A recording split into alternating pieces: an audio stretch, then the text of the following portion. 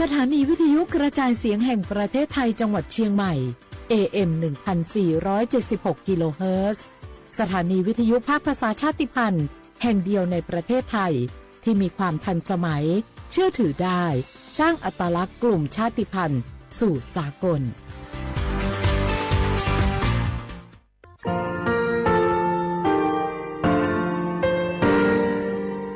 งาคือมีติปิเพกาวิเชลงาคือติกาติชูเลติเลเพกาวิมาเฮยาค่างาคือชวยาออตุคโลกาติเชวิออโครคาติผาคาชูโยอาชูโยวิโยกาคาเดติเลอติเกกาพุติลาวิทัปาโตงาคือชวยาอาสติกาวิโยงาคือออตุคโลออโครคากาติเชวิอือเวอีเวมาโกติยาลิเลทอกาอายีอือเวคาชเวเพวิโยอรักวงงาคือออตุคโลออโครคากาติยายามาเตียลาบิโลโกงาคือชอยาทอกาอาสติมากาวิคาชูงาคือมีติปิเพกาวิเจเลงาคือติมูติสุติเพเลอติยาลิเลอาชูโยเวอวูปุตาเวกันติภาคาเสติเกคาเดกากาติเชวิทัปาโตงาคือมีติปิจกิเพลากาวิโยเชเลงาคือเทโจโมโครคางาคือมียาถาตอคปิลาตาเวปุระเวติเชเสนีเสหปามัชหปานิงาติเชออกขอบทาหัววิทยาลัยวิชาการศึกษาประสานมิตรโกเวออคโลจากเกรทาเทโจโมคุโฮกางาคือมียาถาปิยาลาตาวิตอคติพายโย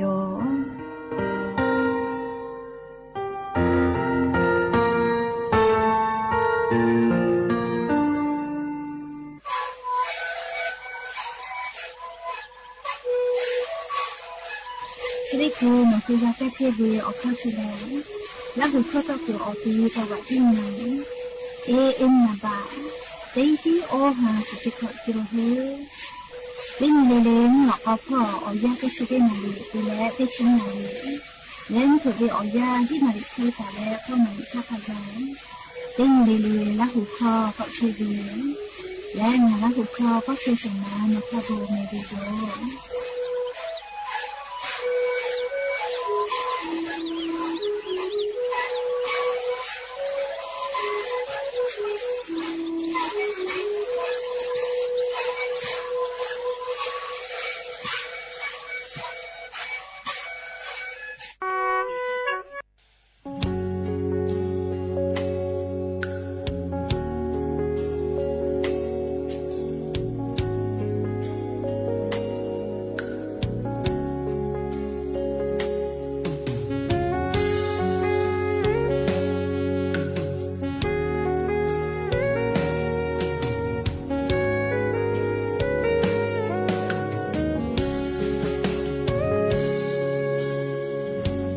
chu gu khen về ổn quê hạ về cho ma treo ngà tí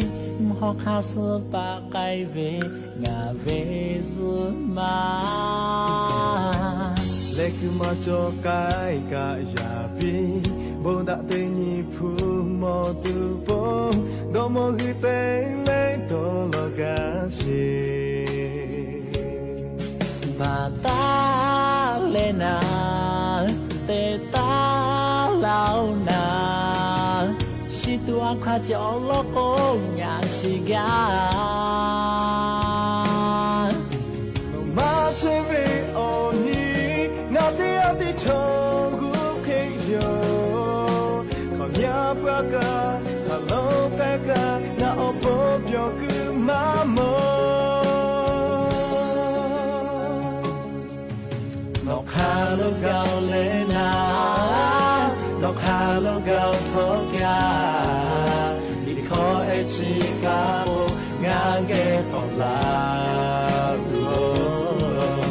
nó mà chê về chê có ngã tí chê lên má cho hẳn về quét họ ngã ghé còn là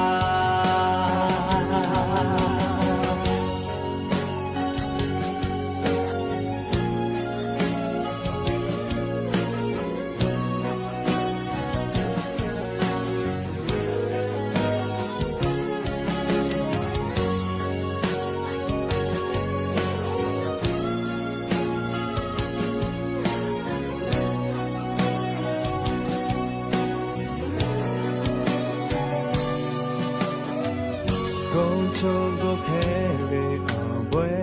ဟာပဲချောမချေငါတိ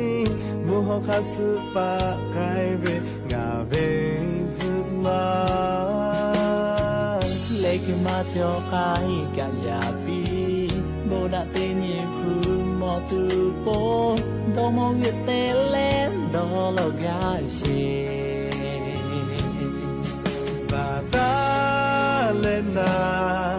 တဲ့တာလောင်းနာစီသူအခါကြောင့်လောကိုငါရှိကနော်မချေဘေအော်နီညာတရားတိချောခေယောခညာပကခလိုပိုက်ကညာပုတ်ပြောကိမမောno calo galena no calo gatoga li kho e shika bo nga ge kola ro no ma che ri che go nga ti a ti che le ma pyo ha ve wa kho nga ge kola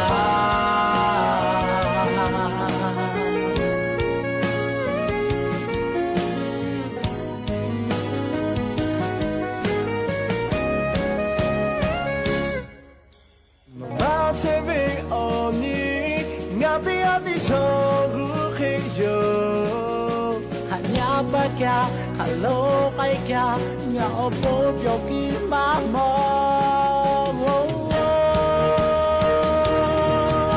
โลคาโลกาเลนา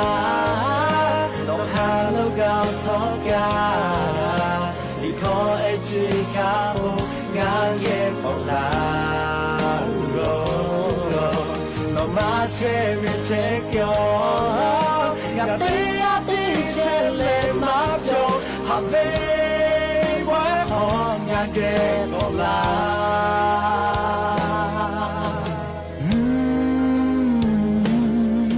ฮาเวไว้หองาเกโตลา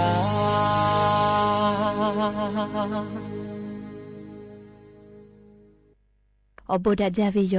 ยาเปหาติปอทอกาดาจาวิโอยาเชอคลงกะคือติปอกกะมีลาแล้ว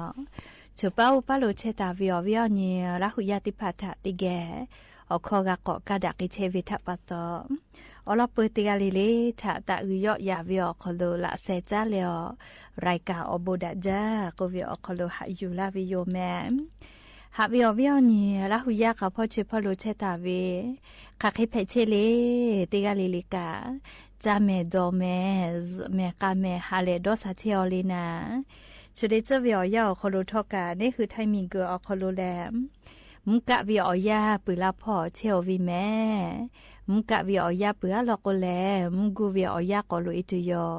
อเจ้ายาจะเคติปีปาไกเชวิโอคโลเลงาคือเชซาจอซาพ่ออายีคเดกาเตวิโยแลลิยะนีวิโอยากาชดิซอคโลแล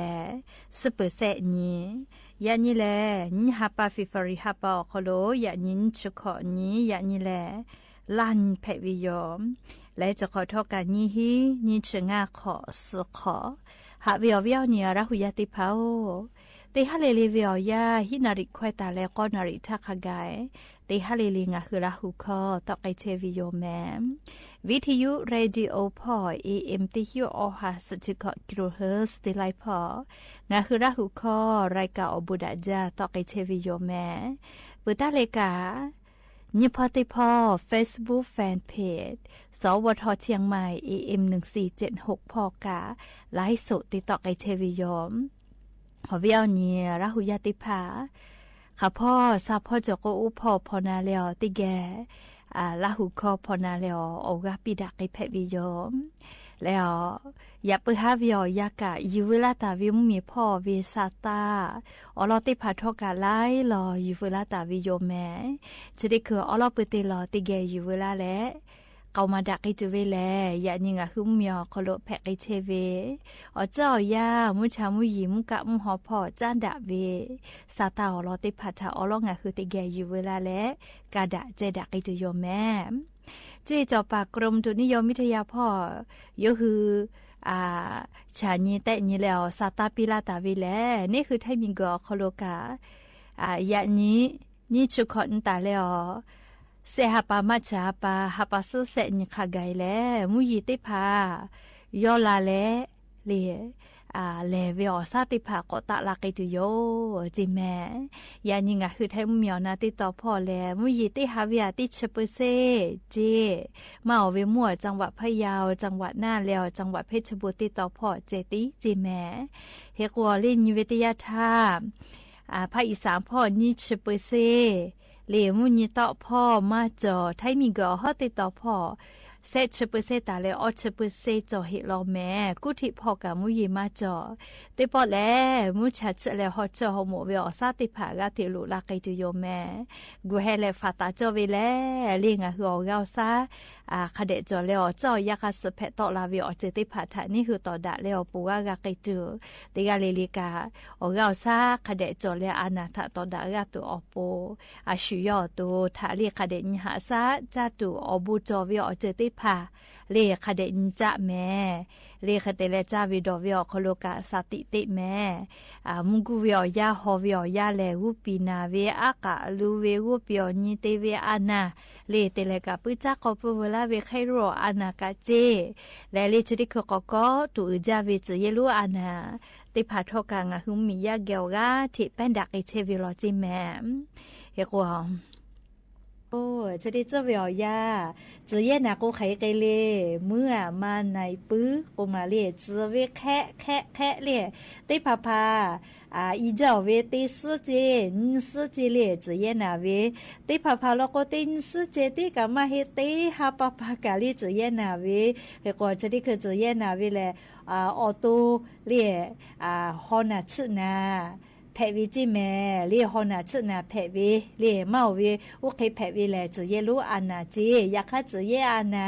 อปุมาชกาไลจืจอวินะเรียกว่าจะเยอานาทับดาติผาแพวิลอกว่าเรียอตูอเจ้ามาเรียชินาเวอยากข้าวฮอนาชื่อนาเวอมาแพลิจืเวเรียซากอมากาขอนาเวอุกูนาเวจะเคติผาแพวิลอ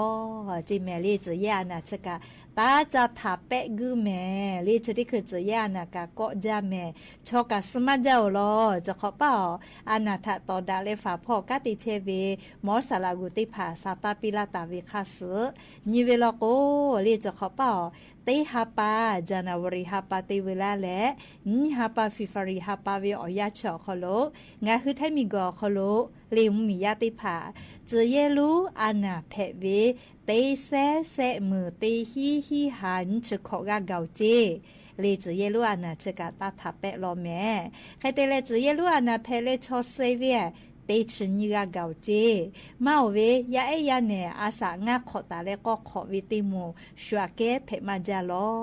จิเมลีจะเยลูอานาใครเตเลจะเยลูอานาเป็นดามาจาวิกายาดูเอลิฮิจอยอคโลลิฮิเชวิติมูเกอรอเจเปือแลลีนิมูติมูลอโกยาเออาสาออกขอหอวิติมูจิแม่ลีจะขอเปล่าจะเยลูอานาชกาธรรมดามาฮิโอลอแม่ลีตาทับเปกุแม่จะเยลูอานาเพเลชกาสมาเจ้าลออันนี้ขอเลจะขอวิจาราถาเลสอเตนิเวลโกจะขอเป้าแลอันนี้ขอวิอยาเกเลจะเยลูอานาเพวิชอกาทิกอมาตะลาวิเจเลอาลาเคฟุเคมาตะลาวิโลเจอันนี้ขอวิอยาถาชอนิเวลโกเลเคโกจะขอเป้านิเวติยาถาจะเยลูอานาเพวิกามาจาเลชอสวิกาเลติชนิกาเกาลอเลอันนี้ขอเป้าติขอมาวิอคโลกาเลชอเซวิองาสติกาเจเคโกจะขอเป้าแลอันนี้ขออาเกชอสวิกามาเกตุวิอคาโมวิยอมเฮกวงาคือไทมิงกอคโลเลจะได้คือจะเยลูอานาอปุมาเป็นดามาจาวิแลเลจะเยลูอานาอปุมาสายพันธุ์ A ตียาโลเจเล H1N1 ก็วิอปุมาชติยาจิแม่เลชัวเกเป็นดามาจาวิสายพันธุ์ B กับแพะเลอยากค่าสายพันธุ์ A ใครต่อมาจาโลเจใครเตเลอเลงาคือไทมิงกอคโลเลจะเยลูอานามากับแพะตูนาชวาสิติผาทกาจุฟาตูจอวิโยใครเตเลนาชวาสิจุอวิเลมาจุอวิเชนาวิทยาธา ปืดะจาโลเจเลขโกนาชวาสีจัวเวติโมโลโกนาเวทยาธามานาจาโลเจนากะนายไวเวโลเจเลยักค่ะนาชวาสีมาจัวเวเลนาเวกาลีนาเฮจาเลนาวิอยักะมอเลเลติผาเผาเกาซามาดาวิทัปปะตอจะเยลูอานาเพวิทัปปะตอสกาเซวิจิแม่เลตาทัปเปแม่เลอปุมาคาช่วยโกกาลิชอยาอตุคโลอานาทะตอดากาวิอเกาซามาชุดาวิทัปปะตอเลจะเยลูอานาทะกะตาทัปเปแม่เฮโกนิเวติยาธาลีงะฮือไทมิงกอคโลจะขอเป้ากุธิกาสอโกคาเปสจังหวะสอวินาเลกุธิแล้วเขตพัทยาเชอรี่เขตปกครองพิเศษแพวิแม่เรียกกว่าจังหวะมาสอนนะอยากกะคาเปวิปอลากุนะเรียจะเยลูอานาเพมาจาวีนาบะเตเลติชอคโลจาลาเชตาวิทะเรียยันซาเรียอลอนาบะเตเลจะเยลูอานาเพมาจาวีจังหวะพยาวนาบะเตจิแม่เรียจองะคือไทมิงกอคโลคาเปวิแม่เลจะเยลูอานาเพมาจาวีจังหวะพยาวนาบะเตนาบะนี่จังหวะลำพูพ่อเจเลจะเยลูอานาเพมาจาเวนาบะแซจังหวัดจีไฮจีแม่นาบะอ้อจังหวัดภูเก็ตและนาบะงาลอโกจังหวัดจีใหม่เจเลจะเยลูอานาเพมาจาเวนาบะเคาะแลจังหวัดลำปางพ่อนาบะเซอจังหวัดน่านนาบะฮีกุธิพ่อนาบะก็จังหวัดอุบลราชธานีพ่อและนาบะติชลอโกนนทบุรีพ่อเจเฉลเลจะเยลูอานาเพมาจาเวนาบะเตตาและเลติชอคโลจาลาเชตาเวเฮกงะฮือจิใหม่กะนาบะงาลอแม่นาบะติตุโกจังหวัดพะเยาจิแม่เลพะเยาพ่อเชอเวงะฮือละหุยาละเซจานีเลพะเยาพ่อเชอเวงะฮือละหุยากะออตุคาเดหะซะแม่นาบะนี่เราก็จังหวัดลาวพูเจเลนาบะแซจีไฮนาบะอ้อภูเก็ตเลนาบะเงางะคือจิใหม่จิแม่เลจะกาลิจะเยลูอานาเพเชเวเลซาตาติผาเฮกว่าจะเยลูอานาจะได้ผาแลเลงะคือฟากาเวอานาโยเลนะชวะสีจุฟาเวอคู่กะหมอกอพาเบคือเวหมอกอพาเบตุเวนากัดอนามัยคือเวเลจะได้ผาแลลิจะเยลูอานาติผาทะฝากเกกะตุโย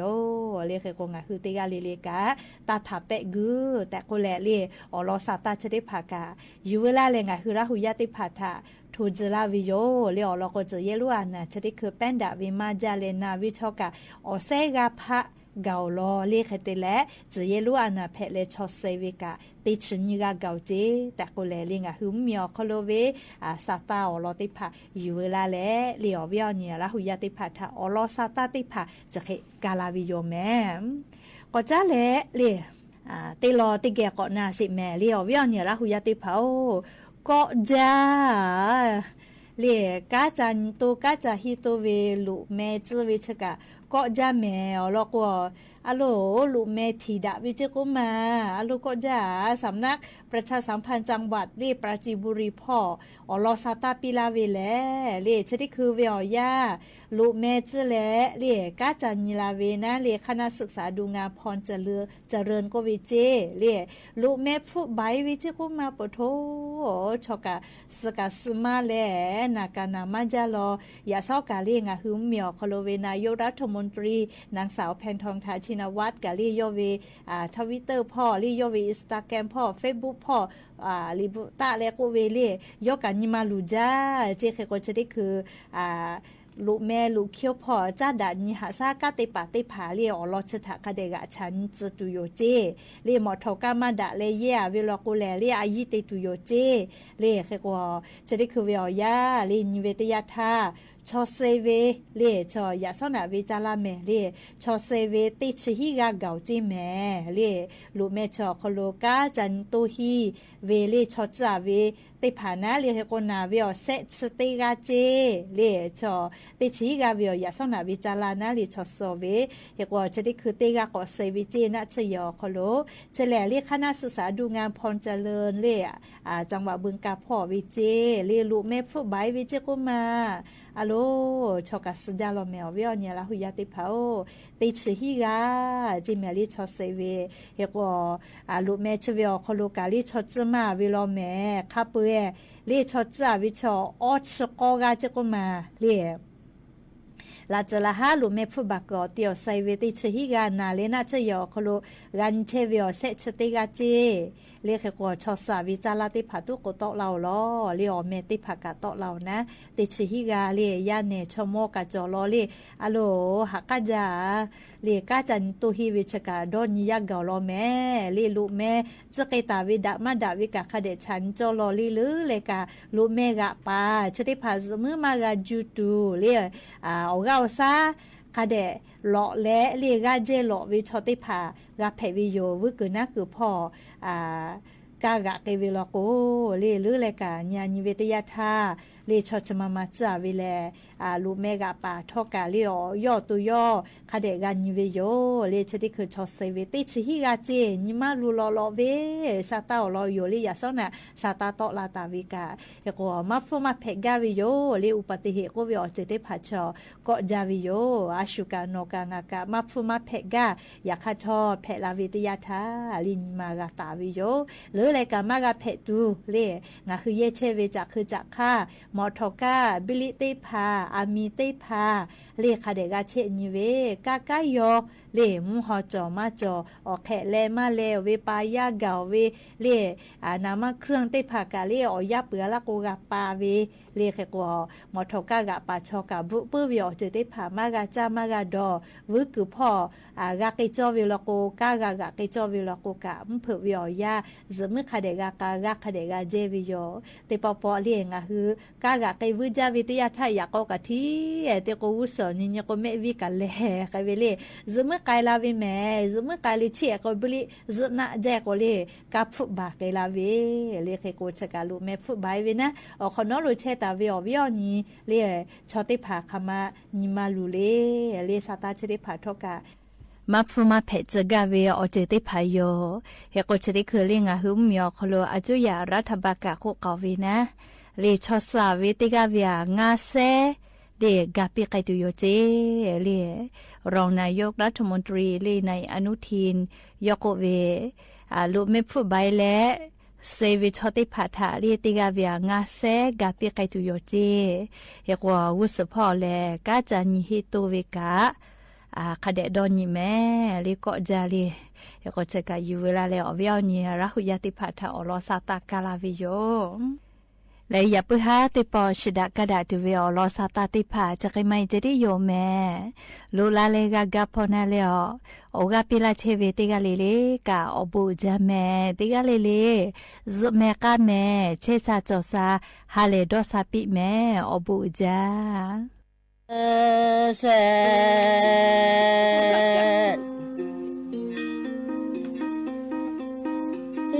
โตมาเจมาลาเบแม่เชเนพักไว้หลอกก่อนดิสิกอเนเตมาเชเวมาเอแม่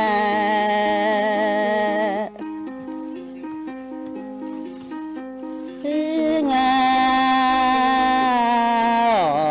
จอยเลตาดอลู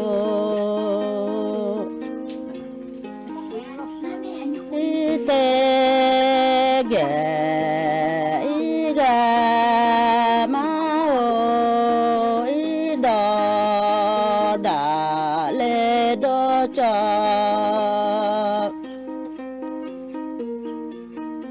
เน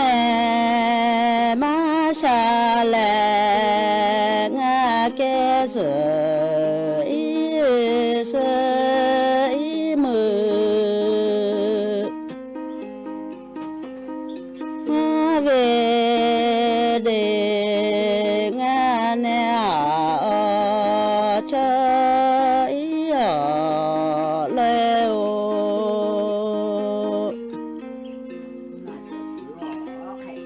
เลโคปื้อเธอแผ่โทมา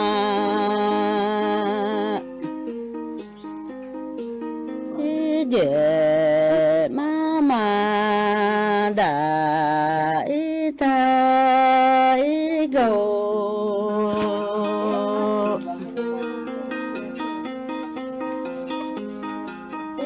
lên trọi ba mi mai chưa ma có thải ra ma che về mai lệ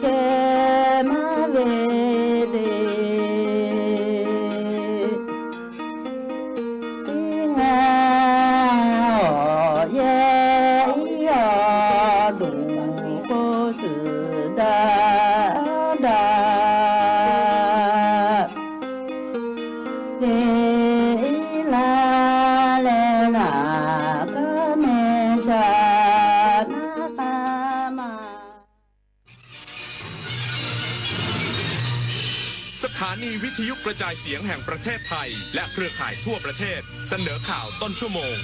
รู้เร็วรู้จริงเกาะติดทุกสถานการณ์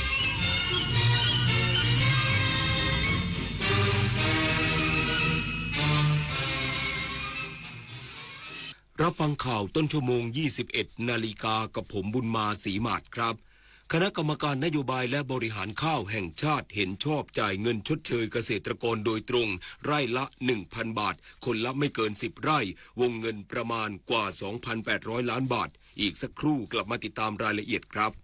คนชอบตื่นเช้าฟังข่าวตอนเช้าให้ทุกเช้ามีสาระตีของร้องข่าวสื่อสาร ารตรงถึงชาวบ้านในทุกพื้นที่ผ่านหอกระจายข่าวทั่วไทยจากการจับมือกันแน่นของกรมประชาสัมพันธ์และกระทรวงมหาดไทยออกอากาศทุกวันเวลา 6:30 น.ถึง 6:45 น.ในรายการข่าวยามเช้า FM 92.5 เมกะเฮิรตซ์ทางสถานีวิทยุกระจายเสียงแห่งประเทศไทยและเครือข่ายทั่วประเทศ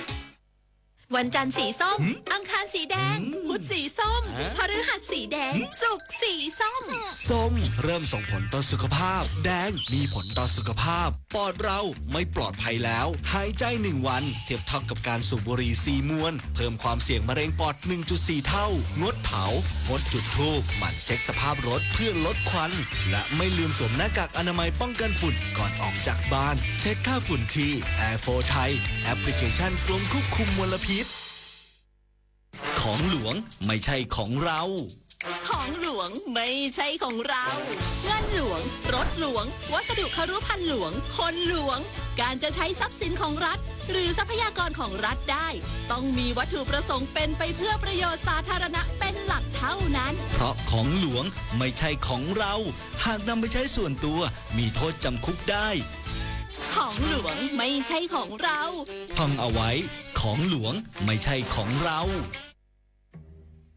คุณหมอคะดิฉันน่ะเป็นหวัดคัดจมูกบ่อยเมื่อยเนื้อเมื่อยตัวเป็นประจำเลยค่ะนี่เลยครับยาวิเศษจะเดินจะวิ่งแอโรบิกขี่จักรยานรำมวยจีนหรืออื่นๆแค่หาวิธีออกกำลังกายที่เหมาะสมอย่างน้อยสัปดาห์ละ3 วันวันละ 20-30 นาทีรับรองหายเพราะการออกกำลังกายจะสร้างภูมิต้านทานโรคทำให้สดชื่นลดความเครียดและป้องกันได้อีกหลายโรคสุขภาพดีสร้างได้ด้วยตัวคุณนะครับคณะกรรมการนโยบายและบริหารข้าวแห่งชาติเห็นชอบจ่ายเงินชดเชยเกษตรกรโดยตรงไร่ละ 1,000 บาทคนละไม่เกิน10 ไร่วงเงินงบประมาณกว่า 2,800 ล้านบาทเพื่อให้เกษตรกรปรับโครงสร้างการผลิตให้สอดคล้องกับความต้องการของตลาดนายพิชัยนฤทธพันธ์รัฐมนตรีว่าการกระทรวงพาณิชย์ในฐานะรองประธานคณะกรรมการนโยบายและบริหารข้าวแห่งชาติหรือนบข.เปิดเผยว่าที่ประชุมนบข.ครั้งที่ 1/2568 ที่มีนายพิชัยชุนหวชิระรองนายกรัฐมนตรีและรัฐมนตรีว่าการกระทรวงการคลังเป็นประธานมีมติเห็นชอบจ่ายเงินชดเชยเกษตรกรโดยตรงไร่ละ 1,000 บาทรายละไม่เกิน10 ไร่วงเงินงบประมาณกว่า 2,867 ล้านบาทเพื่อให้เกษตรกรปรับโครงสร้างการผลิตให้ตรงกับตลาดและมอบหมายกรมการค้าภายในดำเนินการเสนอคณะรัฐมนตรีต่อไปทั้งนี้เฉพาะเกษตรกรที่ขึ้นทะเบียนเกษตรกรกับกระทรวงเกษตรและสหกรณ์โดยมีเงื่อนไขให้เกษตรกรวางแผนปรับเปลี่ยนพื้นที่เพาะปลูกข้าวนาปลังบางส่วนไปปลูกพืชอื่นที่ให้มูลค่าสูงขึ้นหรือปรับเปลี่ยนพันธุ์ข้าวที่เพาะปลูกให้สอดคล้องกับความต้องการของตลาดเอกวินกากนิกรายงานรัฐมนตรีประจำสำนักนายกรัฐมนตรีเปิดกิจกรรมรวมพลคนจันทบุรี 24 ปีกองทุนหมู่บ้านสารพลังสร้างชุมชนเข้มแข็งอย่างยั่งยืนย้ำรัฐบาลเตรียมโครงการ SML ให้ประชาชนเข้าถึงแหล่งเงินทุนในไตรมาสนี้นางสาวจิรพรสินทุไพรรัฐมนตรีประจำสำนักนายกรัฐมนตรีเปิดกิจกรรมรวมพลคนจันทบุรี 24 ปีกองทุนหมู่บ้านสารพลังสร้างชุมชนเข้มแข็งอย่างยั่งยืนพร้อมทั้งมอบโล่รางวัลกองทุนหมู่บ้านและชุมชนเมืองดีเด่นประจำปี 2567 ที่ลานคอนกรีตองค์การบริหารส่วนจังหวัดจันทบุรีรัฐมนตรีประจำสำนักนายกรัฐมนตรีกล่าวว่ากองทุนหมู่บ้านและชุมชนเมืองเป็นหนึ่งในโครงการสำคัญของรัฐบาลที่ดำเนินการมาตั้งแต่ปี 2558 รัฐบาลเดินหน้าพัฒนาและยกระดับให้กองทุนหมู่บ้านและชุมชนเมืองช่วยพัฒนาคุณภาพชีวิตของพี่น้องประชาชนโดยก่อนหน้านี้ได้มีการลงพื้นที่4ภาคเพื่อสอบถามข้อมูลสู่แนวทางการช่วยเหลือกองทุนหมู่บ้านและชุมชนเมืองที่ตรงจุดและตรงตามความต้องการของพี่น้องประชาชนไม่เกินไตรมาสนี้รัฐบาลเตรียมโครงการ SML เพื่อให้ประชาชนเข้าถึงแหล่งเงินทุนพัฒนาเศรษฐกิจฐานรากโดยขอให้กองทุนหมู่บ้านและชุมชนเมืองได้เตรียมความพร้อมของกองทุนให้สามารถเข้าร่วมโครงการได้ทันทีโครงการแรกที่จะเริ่มดำเนินการกับพี่น้องชาวกองทุนหมู่บ้านก็คือโครงการ SML ในช่วงไตรมาสแรกของปี 2568 เราจะกระจายเงินประมาณ 11,000 ล้านบาทเศษนะคะผ่านกองทุนหมู่บ้านลงไปยังชุมชนไปยังหมู่บ้านเพื่อจะใช้ในการพัฒนาชุมชนจังหวัดจันทบุรีมีกองทุนหมู่บ้านและชุมชนเมือง 167 กองทุน 87 เครือข่าย ได้รับเงินที่รัฐบาลจัดสรรให้ 1,649 ล้านบาทมีเงินกำไรจากการบริหารจัดการกองทุนกว่า228 ล้านบาทธัญลักษณ์ปรางจันทร์สวทจันทบุรีรายงานสำนักงานยุติธรรมจังหวัดปราจีนบุรีลงพื้นที่แจ้งสิทธิ์เพื่อพิจารณาจ่ายเงินช่วยเหลือเยียวยาผู้เสียหายจากเหตุรถบัสเสียหลักพลิกคว่ำที่จังหวัดปราจีนบุรีเจ้าหน้าที่สำนักงานยุติธรรมจังหวัดปราจีนบุรีลงพื้นที่แจ้งสิทธิ์และรับคำขอตามพระราชบัญญัติค่าตอบแทนผู้เสียหายแก่ผู้บาดเจ็บและทายาทผู้เสียชีวิตจากกรณีอุบัติเหตุรถบัสโดยสารคณะดูงานเทศบาลบึงกาฬเสียหลักพลิกคว่ำที่อำเภอนาดีจังหวัดปราจีนบุรีโดยกรณีนี้หากปรากฏว่าผู้เสียหายไม่มีส่วนเกี่ยวข้องกับการกระทำความผิดมีสิทธิ์ที่จะได้รับเงินช่วยเหลือเยียวยาในฐานะเป็นผู้เสียหายในคดีอาญากรณีความผิดต่อชีวิตจราจรและกรณีความผิดต่อร่างกายจราจรรวมกว่า 240,000 บาทซึ่งจะเป็นค่าตอบแทนกรณีประสบภัยจากรถค่าจัดการศพค่าขาดการอุปการะเลี้ยงดูค่าใช้จ่ายที่จำเป็นในการรักษาพยาบาลค่าฟื้นฟูสมรรถภาพทางร่างกายและจิตใจและค่าตอบแทนความเสียหายอื่นเป็นต้นจบข่าวบุญมาศรีมาศอ่านรับฟังข่าวครั้งต่อไปเวลา 22 นาฬิกาติดตามข่าวที่นำเสนอไปแล้วได้ที่ www.thainews.prd.go.th วิทยุแห่งประเทศไทยให้ความรู้กู้ความสุข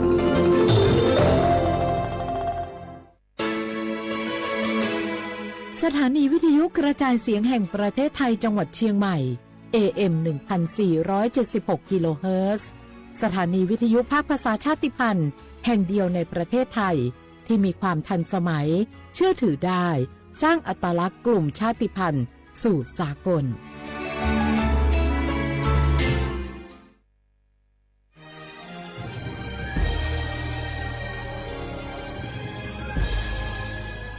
เกิดเป็นคนไทยเติบโตบนผืนแผ่นดินไทยจงภูมิใจในความเป็นไทยชาติไทยเรานั้นนับเป็นชาติที่มีความเป็นมาเก่าแก่ยาวนานเรามีภาษา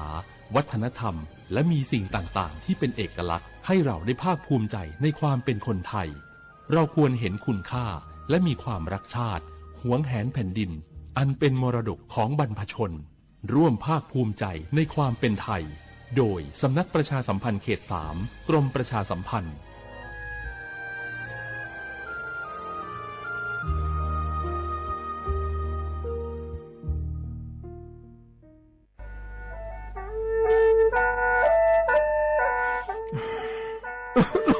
อาลูลูฮอเซ่ฮัลโหล PM 2.5 กัมพาวลาสเมียมัวที่ปอยมามึงอ่ะสักแกมันก็ได้ช่วยในเปลาสเมียเงแม่ฮกก็ดูนะอยู่คนน่าลูกโลยาสามแม่อย่ามือจะซาโดพอก็เดเลยโดเดกาพอป้าเพียงก็เดเลยห่อเธอเยอะพอป้าเพียงก็นี่เดเลยเธอรู้ไหมอดีมาก็ก็ฮกก็อดีว่าเดินพังอ่ะ PM 2.5 ก็ก็นะโยหือก็ก็โยกาน่าลูเดเลยก็ก็เธอมีแน่อายุวันในบีมือดารายังงาและโยกาน่าลูอย่าฮอลืดาก็ก็ง่ายยืเนี่ยจังไงดอเจถ้าคือลอยยืนิวโยฮันเนสลาดาคาเฮว่าอยู่ผู้ลาโลอดัวบอผู้ลาโลเฮจีเฮเจมีจามาคืนนี้ลาลือเน่มาลาลือจีน่าเดนะคนนี้มีฉันได้มือพาลาคือเน่ดาวยืนิวน่าบ่ชมีจาไงมาบีโดลานียาฮอลือดาง่ายยืนิวบ่ชมีจาโดฮอร์โมนาอาชอเจ้าหน้าที่ตัวปาฮอลือดาดึงอาข้อมาดจาบีลอยยืนิวน่าโยวานาลูชอบบ้าเน่อาบอยาคดาง่ายยืเนี่ยบ่ชมบีเจียวเน่สาจะแลอยู่หาสู้อ้อเธอโดมาอังไผยอนาลูอาลาเจ้าที่เขาลอยกัวเน่ยอฮานเน่อดัมเบดามือดาลาเน่ยอนาลูสาก็พอปะมือดาลาญาพายอดีมาไทยช่วหายอนาลูห่ออาชอมีหองช่วหาโดเดกาลาเดอสายอมือวองอัญญาพาย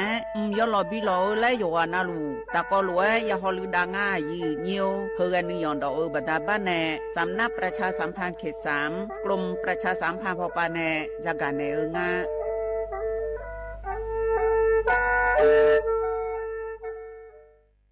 นี่รู้กันไหมสิทธิบัตรทองหรือบัตร30 บาทเป็นสิทธิหลักประกันสุขภาพตามกฎหมายที่ช่วยคุ้มครองคนไทยทุกคนให้เข้าถึงบริการสุขภาพที่จำเป็นโดยไม่ต้องเสียค่าใช้จ่ายเลยนะครอบคลุมทั้งการรักษาพยาบาลการป้องกันโรคการฟื้นฟูสมรรถภาพทางการแพทย์เรียกว่าช่วยให้คนไทยอุ่นใจกันเลยทีเดียวสอบถามเพิ่มเติมสายด่วนสปสช1330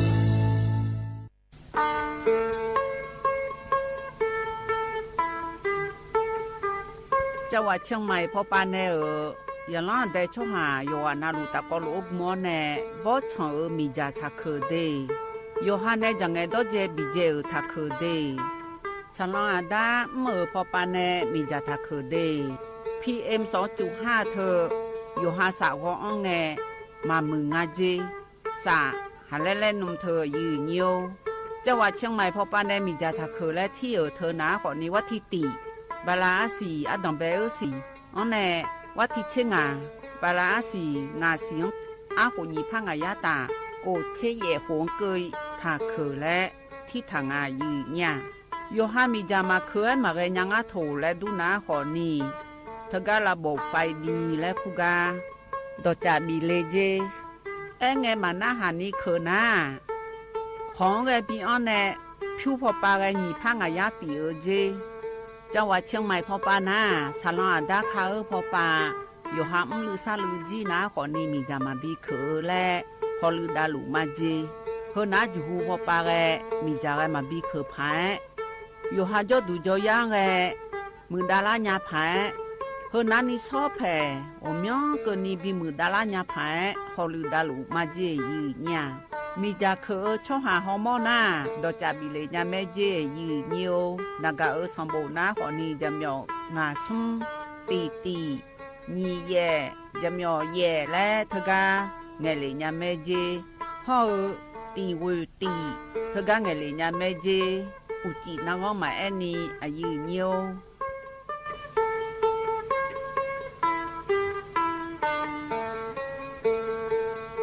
ข้าชอแม่นู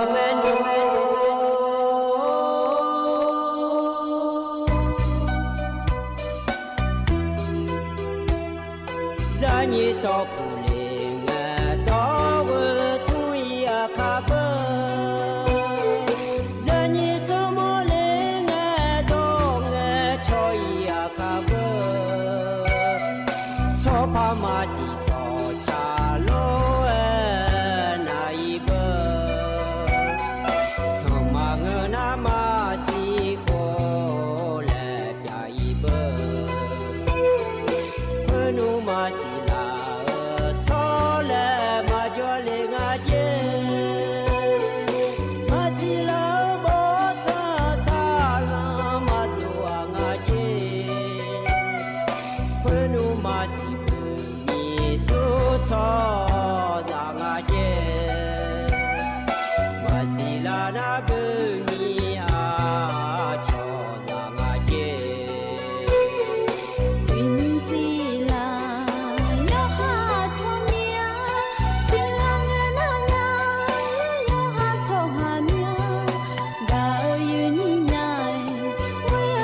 错面，不累云烟度面。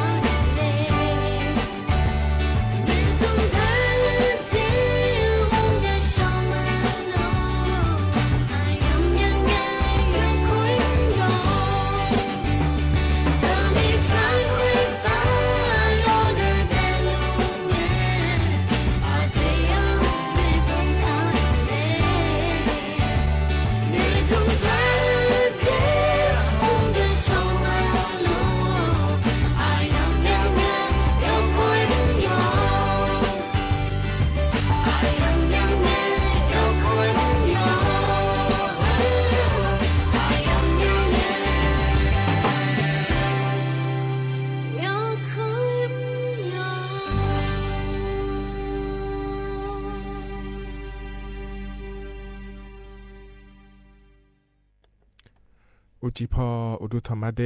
อเยนิยอานาลุเนอล้อเยนิโอนิมจิกล้อยมีนาลุทนจิโอล้ออเยนิยอานาลุเนอพยาทนจิเมียเดเยนิโอเดอุจิอปากระดูล้อฮกาเมียวมัวดูเนเยนิโอสถานีวิทยุกระจายเสียงแห่งประเทศไทยจังหวัดเชียงใหม่ฮกาเนเยนิโยอานาลุเนอยาทนจิเมเดอเดียอาคาดอนเนล้อเยนิโออายามนาลีเวลาเนี่ยนาลีเชื่อหลังกันเห็นเราเวลาจื้อใจเนี่ยงานเนี่ยอย่างนี้เธอนาลีเวลาหน้าขอนี้กูเทเมื่อปานเนี่ยก็คอยเหยเยอะจากเอกากาและบินหาดานเฮจีน้าขอนี้อดีอาคาดอยอย่างนี้เนี่ยทนจุนนาลีเชื่อหลังกันนี้ที่ขอรู้จดามาอย่างนี้ลอยยุ่มเฮก็เฮยามละคุยยอมยากะน้าขอนี้ก่อนนะอายามละคุยจอหลวเนี่ยยศาเลยนะหาขอนี้จอดูลอยเยอะที่ไม่ได้ที่ขอรู้จดามาเยอะเฮกามยอมั่วดูเฮนักขอนี้รัฐบาลคือขารัฐบาลยอมีแนวลอยเยอะรัฐบาลก็ก่ออายุนี้รออดีตตาช่อหังอดีตตาดอนเนี่ยจากการเอกาดันมาเดยกอนลูเฮกาพอจากการเอกาโดนเนเฮลอยเยอะพม่าทัชเชอจังเชื่อในยุ่มอินยาวรอที่อาทิตย์จากการเอกายาวเดย์เนี่ยเดทมิเนี่ยรอเยเนี่ยจอนาลูนาหาลาวหรือว่าชาวไทยเนี่ยนาหายาแม่เยเนี่ยที่นั่นยุ่มจีเขารอยากานะขอนี้สิญญาพายรอเยเนี่ยกว่าปานนาหายาเลยแล้วที่พอแพ้กันเนี่ยมาเดเยนี่ชาวไทยเนี่ยนาหายาก็ดูนะขอนี้มาข้อปานาหาข้อเนี่ยเฟซบุ๊กขอปาเดย์เยเนี่ยมาข้อปานนาหาก็ดูนะขอเนี่ยเดือไทยมีของละค่อยหน้า AM ฮอเนี่ย FM แล้วคั่วจะแม่แน่เยนี้ฮกานะหาเฮนะขอนี่ AM พอปานเดเยเนเด AM ที่พายาสิเชโกกิโลเฮิรตซ์พอปานนะหายาแม่เยญาฮอเนี่ยใจที่พอเนี่ยพานะหายากะดูนะขอเนี่ย Facebook พอปานเยเนียวFacebook ชมยอรอเยเนียวสวทจุดเชียงใหม่ AM 1476กิโลเฮิรตซ์เธอรู้ไหมเยเนียวสวทจุดเชียงใหม่ AM 1476กิโลเฮิรตซ์ก็จะเดินละนะขอเนี่ยชนแทมาดีและยาเยเนี่ยรอกดติดตามแล้วงานถ่ายโดนในขอระยะแม่เยเนี่ยทะลุถึงฐานะรอเยเนี่ยยปนาลูทะลุเยนี่นะทนจุลังเงชนแทนเนี่ยนะหันยังไม่มานี่นะอเดียอาคาโดแต่มังเงาเดทะลุกดติดตามแม่เธอนะขอเนี่ยฮโลเราเกิดเยช่วยเจอขอเนี่ยงี้แล้วฮโลทนจุลังนะดอลลาร์แม่เยเนี่ยเฮก็ยุ่มเยนี่นะทนจุดต่อลูกโกช่วยเจอเป็นยังไงเยเนี่ยเชมยอล้อเยเนี่ยลาหูดอล้ออาคาดอล้อถ้าใหญ่ดอล้อลิซอดอฮอเนี่ยคันเลยช่วยเจอดอแล้วเดี๋ยวหาไอ้ยามันละคุยหล่อเย็นนี่นะคนรถถนจุละแม่เย็นเนียวรัฐบาลก็ก่อจะกะเอกาในละแม่เดเธอมีเนี่ยเย็นนี่นะหาเนี่ยแม่นองการนี่ล้ออยู่จะมาเจียงเย็นนี่เถียน่าล้อเดียขาดอแต่มังเงอล้อลาหูดอโลหล่อคันเลยช่วยเจอดอโลแล้วนะหาโดนยานาขอเนี่ยนะหาเนี่ยแม่เดเย็นเนียวเดจะมีแนวเล่ายุบจีที่ขอเราจะมายุบจีนั่งงานแหนอายุเชื่อมือแหนเดยเนียวเดที่มีแนวล้อเยเนียวยอมอยากกอดแหลมท้าเหออาคาโนอายำหากยาหลวยจะกะเอกาดันมาเดยเนียวเดอินาจนเจอสุมนังนันชาลาเยเนียมีนานาล้อเยเนียวตะกักคณะรัฐมนตรีพอปาบอจาอยากแม่เยเนียเยชูเดล้อเยเนียวที่มีแนวล้อมีนายาบอจาก็ก่อขอเนี่ยเยเนียวจะกะเอกาดันในบิสิบิกามาเดน่าเฮกาเฮพอเนี่ยล้อเยเนียวโกนงเนนะขอเนี่ยอุสอปาล้อนาลีเยละในเยละที่เกินนี่นะรัฐบาลปาเยเนียวกะอุดากะดูเยเจยาเลไม่หัวปาเยเจอุเลเลยจอนาลุทนจุลาเมเนเยนี้นะหันยาเมเดนะจอนงเนเฮน่าเกละเฮจองานเยนี้เฮจอนงเนนะขอเนี่ยเดือนายกรัฐมนตรีแล้วนางสาวแพทองทานชินวัตรนะขอนี่เย็นนี่นะถอนเจือเดทกาอาย่ำล้อโอกาสไทยกับนายกแพทองทานและขั้วอาย่ำเมืองละขั้วเย็นเนียวเฮก็มาข้อปานในขอนี่ถอนเจือไหมล้อโกนั่งเนงานนี้ถอนเจืออาย่ำล้อเย็นเนียวนาลีเยลันในเยลาที่เกินนี่นะแต่ก็รัฐบาลปานในล้อในจิรายุห่วงทรัพย์และคุณแม่ล้อเนียวเฮในเย็นนี่นะถอนเจือละนะขอเนี่ยจอนงเนเฮจอเดยินล้อล้อเย็นเนียวถ้าการนายกรัฐมนตรียินเนี่ยที่ยามและพัฒนาจุงงานอุตสาหกรรมเธอยามละคุยล้อเธอมีเนี่ยเย็นเนี่ยชาวไทยเนี่ยน่าหายังไม่ได้เดือนนายกรัฐมนตรีถอนจุงในเงี้ยชอลาเฮก็เฮจอนะล้อเย็นเนี่ยจะขอดอปากะกอเขาเนี่ยเย็นนี้ชาวเกษตรกรและคงว่าล้อย้ำจะขอดอสลัดดาเสียลูกค้าจะยาชัวเดือกะกอลองเงี้ยก็ละมาเจเย็นเนี่ยที่มีเนี่ยล้อเย็นเนี่ยชาวไทยเนี่ยน่าหายังไม่ได้ถ้าการเนี่ยมาข้อปานเนี่ยน่าหานาเดเย็นเนี่ยเด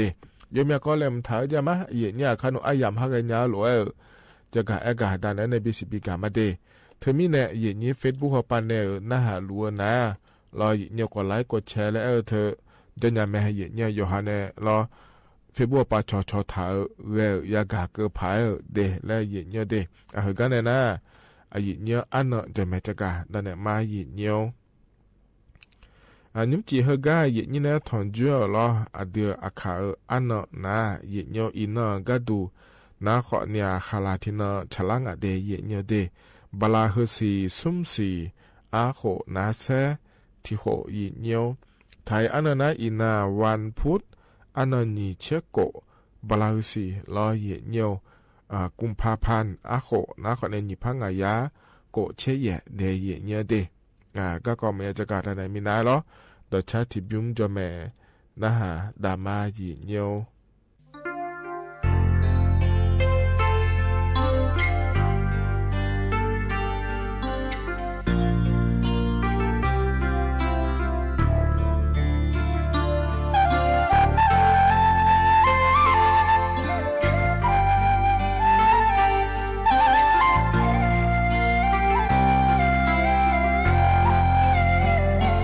อามาโออาดาโอ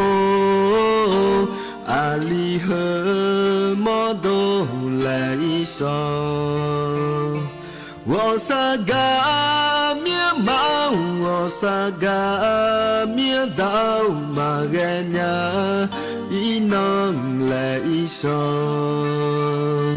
mà đau đỏ e ga mà na gờ ali hơ ga ma trong lẽ so do hà nữ nơi ta gờ ho lệ ý sông ali đã gì thong po e o i nhà ama ada nya bi do le nga ama o ada o ali he mo do le i so wo sa ga mía mau wo sa ga mía đau mà ghe nhà ý nâng lệ ý so gió bằng dê ho lệ ý so mía gió lá gà co gió gơ dê bị tơ mà nụ bò nê phá hô gió mưa đẹp đào mà mà đau liang bo sa lao ibajini tabi na lama dao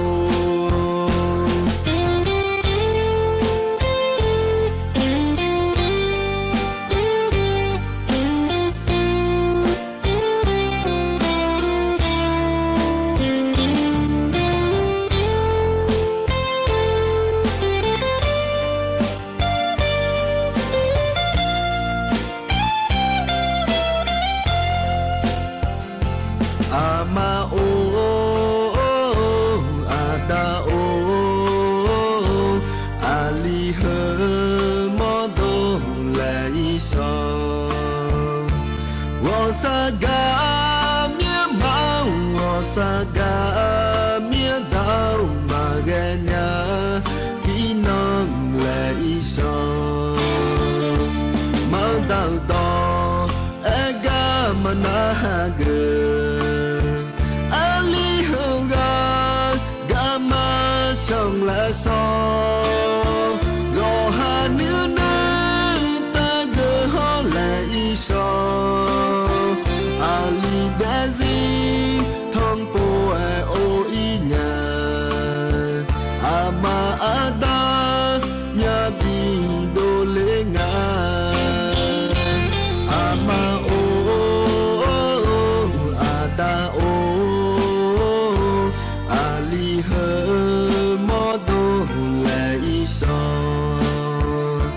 wo sa ga mía mau wo sa ga mía đau mà ghe nhà ý nâng lệ ý so gió bằng dê ho lệ ý so mía gió lá gà co gió gơ dê bị tơ mà nụ bò nê phá hô gió mưa đẹp đào mà ama adao aliang bo sa lao ibajini tabi na lama dao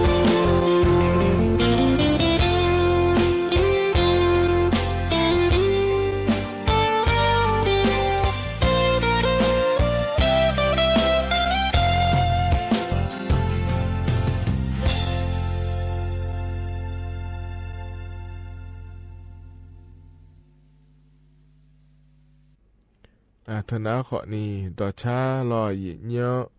พอเนี่ยบินาหาดาเดยิเนาะนาลูเอยานาหาเบียวดูลอยิเนาะก็จะนอปาละอันนาหาลายินี่ยกานาลูเออุดุธรรมะเดยิเนาะเดมะข้อปาเนี่ยนาหามาลอยยิเนาะเฟซบุ๊กปาเนี่ยนาหามาลอยยิเนาะนิ่มจิงานอายุเชื่อมือแน่ยิเนาะการนั้นนะรอยิเนียวก็ก็แหลมเท้ายิเนียจะกาเอกาดันมาเดยิเนียวอาดอมเบลก็ก็นะรอยิเนียวเธอเจริญเงมีนอนนะรอ คณะรัฐมนตรีปาบอจ่ายังเราประชุมครม.และคู่แม่เราในนี้เราประชุมครม.และคู่เถอะนะขอเนี่ยมินาเราในอดีตนายกรัฐมนตรีเนี่ยมาบอจ่ามินาอยากจะเกิดยังไงเดียเนี่ยเดเธอก็ยมอยากจีก็ก่ออย่างเกิดง่ายเนี่ยเราเธอเนี่ยอยากหอก็ก่อมเราชอบบุหรี่ไฟฟ้าแล้วคู่งานในนี้อยากหอมีจานในยุมเธอเราเลยนี้แต่ก็ตัวก่อยยุ่งยมอยากนี่อาการนะเรายมอยากจีเดี๋ยวจะหน่อยแต่ก็อยากกูหน่อยอยากเดือดเราเนี่ยบิจุมลาก็ตุเดลแล้วจนโนเลยยมอยากนี่ยังอาจีเนี่ยเขาเนี่ยเราอยู่สุดๆแล้วจนโนเลยเราเนี่ยเธอเนี่ยเธอก็อยากเธอตัวยุ่มนะเขาเนี่ยอยากเล่นยาก็ดูโลแล้วเราบูเลี้ยงแม่เราอยู่บนสุดจมนะเขาเนี่ยให้อยากเฮบิดอนนะแล้วเราเนี่ยมันโดนมันอยู่ในเปียโลแล้วเราคนรู้ไอ้ขอนี่จะหาจะเลยอย่างนี้เราถึงมิเนี่ยเขาก็เดือนนี้เมื่อเดือนนี้ดอกเราค่อยเนี่ยเราเขาก็พอก็รู้เดือเราก็อยู่กับบิชันแทนเนี่ยเราเดี๋ยวจะเนี่ยเดือนท้ายมีของเราค่อยมาบิก็ดูจันยาผังแล้วเราเล่นเจเนี่ยจันดาเดแล้วอย่างเนี่ยทางเนี่ยเขาเนี่ยก็ยุ่งหมดเลยเดี๋ยวเขาเนี่ยมาบินี่แล้วเนี่ยก็ดูโลเดี๋ยวจังก็ดูโลเราเขาเนี่ยเธอแต่มาเงยยังพอปะยุ่มดาก็ดูอย่างเนี่ยเขานำมีเชฟเราอยู่บ้านก็ดูนี่เราเนี่ยเธอยังอีสานเนี่ยอยู่บ้านเจแล้วก็น่าจังบ้านเดี๋ยวเขาเนี่ยมาจังบ้านผังเธอเนี่ยที่ไม่ได้ยังเอาปะก็ดูเขานี่เราอยู่ข้างๆบิชันแทนเนี่ยเธอเนี่ยเนี่ยเนี่ยเดี๋ยวเรามาอย่าขอเธอเดินมาบีก็เยอะก็ดูเดแล้วจังดาเดแล้วตัวเกิดงานเธอเนี่ยเราที่ไม่ได้เราเขาก็เขาก่อนเราค่อยนะขอเนี่ยnhưng mà cái tiền cho cái nhà mà yo là hôm nay yo cho lên này ya lo lúc mà bị cái cái đủ là千ngàn là khối này tiền này thông tiền bia khối lấy dễ cho đó cái này là mày hoa bạc để là lo gì nhiều cái nào khỏi này đường này một tiền này yang nghe cờ lo nó trái thì coi yang nghe cờ cái đủ nó khỏi này nhưng lo do nhà gà nó khỏi này thời gian giờ khỏi đó sau đó sẽ lưu khá lo gì nhiều áp hiệu khỏi do khá mà mưa chỉ khỏi này dạ là lo gì như thế mi này loเขาก็เขาก่อนเราค่อยขอเนี่ยร้อยเยี่ยวเธอเนี่ยยังเงี้ยเกิดง่ายแต่เยี่ยเนี่ยชาวบ้านเนี่ยก็ดูจนเนี่ยชาวบ้านเนี่ยผังอะไรยุ่งพาหอหรือนั้นเนี่ยชาวบ้านเนี่ยเดแล้วอย่าเกิดง่ายเยี่ยหน้าย้ายที่เขาก็ดูนะขอนี่เธอเนี่ยชอเรือประมงแล้วคงว่าเธอเยี่ยเนี่ยล้อสบายล้อเยี่ยเธอก็งานสาวหุ่มมาโป๊ะล้อบ่าวป้าแม่มาละสาวป้าแม่เราเลยเห็นนี่ยุ่งก็ยังอยากที่จะง่ายเนี่ยเราเธอรัฐบาลปนบิมัวก็มาบิมัวก็เยอะก็ดูโลโปเยอะดีเธอเนี่ยงานสาวมาโปเยอะโลแล้วเราเนี่ยมันก็น่าขอนี้ช่วยหาเธอเนี่ยยังมาชานี้เยอะโลแล้วขอนี้ยาเยอะเดนี่เนี่ยเขาก็ก่อนเราคุยขอเนี่ยยังเงี้ยเกินเนี่ยเธอก็พอรู้เด้อกับยุ่งเยอะง่ายเดเยอะเดแล้วจะกะด้านนั้นในบิสิบิกาเลยเดเยอะเดน้ามีนอย่าบอกใจละคุยรอที่ก่อถึงก็ย่อไปยุ่มดาวและอย่างงั้นเดียเนียวเดือไทยมีขอละคุยน่ะศาลเยาวชนและครอบครัวและขั้วเถอะอย่างง่ายเนี่ยหรอนั่นแหละถึงก็เธอพอก็ตัวเกิดจะก็ฮอลดาก็ดูงั้นเลยและน้าขอนี้เธออย่ากูเดือรอเนียวอะโคอะเมียขวานี่เชโคมาเกล่าเดือรอยังหัวมาจังบังเงี้ยรอก็เตียงฮอลดาก็ดูแลจังอ่ะน่าจะก็เธอเตียเราคุยน้าขอเนี่ยเราอาชอบเนี่ยเธอระดับภาคและคุยอย่างง่ายอย่างระดับภาคแล้วเธอน้าขอนี่เยอะๆมาเจ๊งภาคเหนือนะภาคเหนือภาคใต้นะภาคใต้แล้วคุยยอมมาฮโลบีปาถ่ายจะแม่เนี่ยเราดอตอลัวกุยภาคแล้วคุยเธอเป็นอย่างง่ายเนี่ย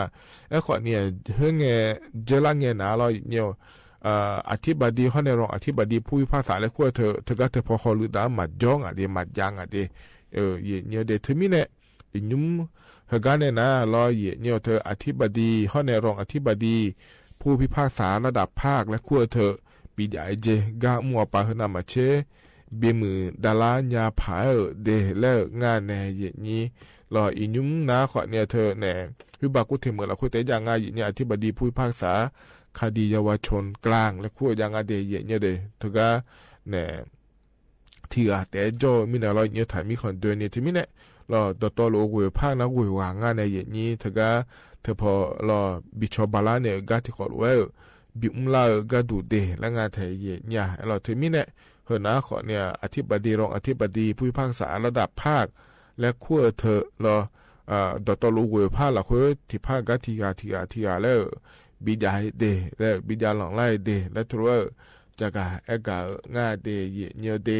เธอนะขอนี้ใจที่เกาะล้อเยเนียวอันน่าใจที่เกาะก็ตัวเยนี่ทกาเนี่ยยุ่งสว่างชกูอีเมียเยเนี่ยเฟซบุ๊กมาห้องเงทีวีหูมาห้องเงล้อเลยเยนี่ทกาเนี่ยโลอาจจะรถบ้านแล้วก็ว่าแต่โลรถทัวร์รถดูเลยทะเลาะเนี่ยช่วยหาหนีเชื่อสมเชื่องะเชื่ออะไรนึงยาวทะเลาะเลยนี่ก็มาก็จะเชื่อเนี่ยรอช่วยหายมยาเนี่ยสิ่งอาจจะน่าขอยมยางอาจจะเนี่ยเสียแต่ก็อันนี้ยามอ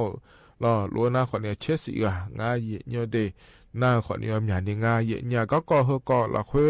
เนี่ยอดีตนายรัฐมนตรีรอขอเนี่ยเธอเนี่ยรอละคุยเนี่ยอยู่เฟซบุ๊กละคุยขอนี่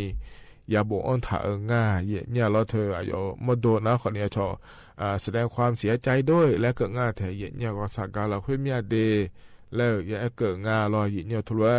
ศก็เธอก็อย่าชิญญาแกแล้วรอเนี่ยมีเนี่ยเราตะการเจ้าหน้าที่เอาป่าขอในมือพายอย่าเนี่ยง่าเรายุ่มเราเจ้าหน้าที่เอาป่าตะการเธอพอยุ่งพาฮาลุดาเนี่ยนี่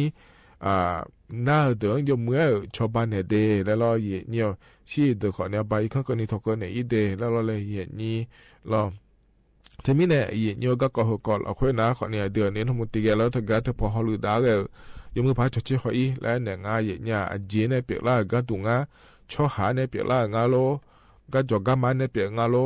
เนี่ยเปียกงาโลแล้วรอเนี่ยโลเธอมายุ่มโลยมือเมื่อมายุ่มเนี่ยก็ยุ่มละนะขอเนี่ยก็ยังสั่งงานยุ่มบ่ลองโลงอกันลอเธอจีบ่าหุ่มมาดองาโลอยู่ขายยืนเนี่ยโลงอละงาโลจีเนี่ยเปียกก็ตุงะยมือพายชดเชยขอเนี่ยล้ออาเกอมาขาอาเกอพ่อป้ามาขาล้อย่อป้าจะบอกเนี่ยเขาเลยเลยใช้เยอะก็เขาเลย$นะอยู่บอกเจเนี่ยถึงมีเนี่ยรอเนี่ยเดี๋ยวเนี่ยทั้งหมดตีกันแล้วถ้าก็ยุ่งน่าหลุดเดือดขอเนี่ยงานที่มันถูกเลยเจเนี่ยชาวบ้านเนี่ยเดลัยเนี่ยงานเจ้าหน้าที่เอาปลาลอยเนี่ยเดน่ายังเอาปลาก็ตัวรออาเกอปลามาขายเนี่ยบอกทุเรศจะบอกเนี่ยเขาเลยบีบแล้วนะขอเนี่ยอยู่บอกมาเดแล้วทุเรศจะกับเอกงานเดเนี่ยเดเฮ้ยนะขอเนี่ยยุ่งเฮกาอาดัมเบอายามเฮลาคุยล้อนี่นะทอนจวนเนี่ยจะกะเอกะดานเนี่ยบีซีบีกาเดยเนียวเฮกาหนาวเนี่ยดอชาติบิมแล้วนะฮะดามาเนียว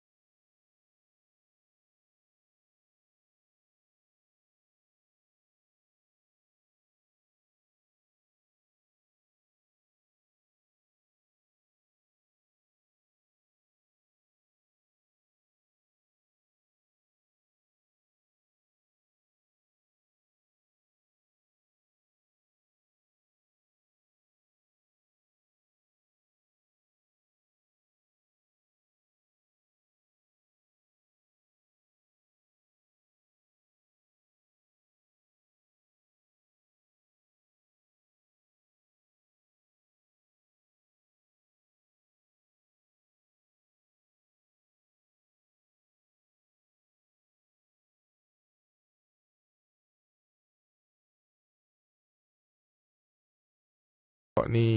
ล้อเหยียดเงี้ยต่อชาเหยียดเงี้ยพอเนี่ยบินาหาดาเดโยกหานาลุเวยานาหาบยอดูล้อเหยียดเงี้ยจนเอาปลาเนี่ยนาหาลาไอ้นี่โยกหานาลุเวอุดุธรรมะเดเหยียดเงี้ยเดยุ่มเจียล้อ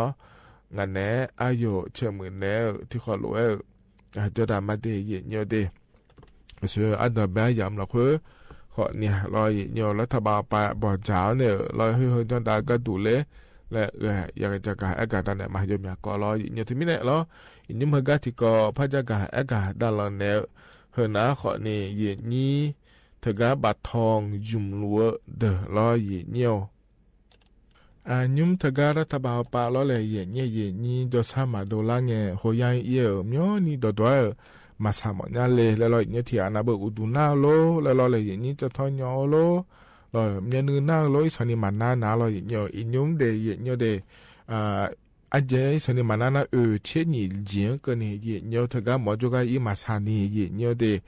ออนไลน์เขาปะเนี่ยหมอในบิทอนจุนยามาเดแล้วตัวก็งาเทเนี่ยสตามาจีนี่เนี่ยถ้าก็เนี่ยแอปพลิเคชันแล้วคงงาเทเนี่ยหรอเนี่ยพอสมพอในดังงาเดเนี่ยเดนี้ถ้าก็ออนไลน์เขาปะเนี่ยหมอเนี่ยทอนจุนเนี่ยเราหมอออนไลน์เขาปะเนี่ยยากาบินเนี่ยอีกคนก็เนี่ยบินเนี่ยแล้วมันจะยากาเธอสละที่บ่ายมาจีนี่รอเนี่ยนักก็แล้วคนมึงอ่ะรออยู่หาจอสามารถดูเช่นนี้เจแล้วงาเดย์เนี่ยเดยรู้ว่าทุนจุนเนี่ยชอนยาเลยแล้วนะขอนี้ทการเนี่ยแอปพลิเคชันซาลูเบอร์แล้วจึงอ่ะที่เนี่ย MD แล้วคงว่าเดี๋ยวพลาดดอนเนี่ยแต่ก็ดอตอลุแล้วที่มีเนี่ยอยู่มาเนี่ยเราอยากกูบอลงาขอนี้แล้วน่าใจที่มัวก็ตัวนะขอนี้คลิกนิกแล้วคงอาเทียเนี่ยรอเขาในใจที่มัวก็ตัวนะขอเนี่ยหมอดีแล้วงานในเย็นนี้เธอก็เธอพอเนี่ยรอเย็นนี้บัตรทองยาเดือนนะรอหมอเนี่ยชอเนี่ยชอนะรอหมอยังมือพัชเชี่ยหัวเอาเราไปในชอเชี่ยงานในนี้เจ้าเชี่ยนะขอนี่แห่เนาะเฮ้ยจะกะยุ่นในจ่าเดแล้วนะหมอเฮ้ยจะกะเฮ้ยบดโดเลยนะรอจะกะบินในหัวปากเลยรอออนไลน์หัวปากเนี่ยอีกครั้งก็นี่บีเกล้างายเนี่ยออนไลน์หัวปากเนี่ยจอนเนี่ยรอจะกะนั่นว่าอีกครั้งก็นี่บีเกล้าไม่เดยก็หัวยังยุ่ยมาสานี่เดยเนี่ยเดยดื้อไหมมือแม่เนี่ยมันนี่นะรอขอนี่รออดีสมบูรณ์สิญญาเดินนั่นว่า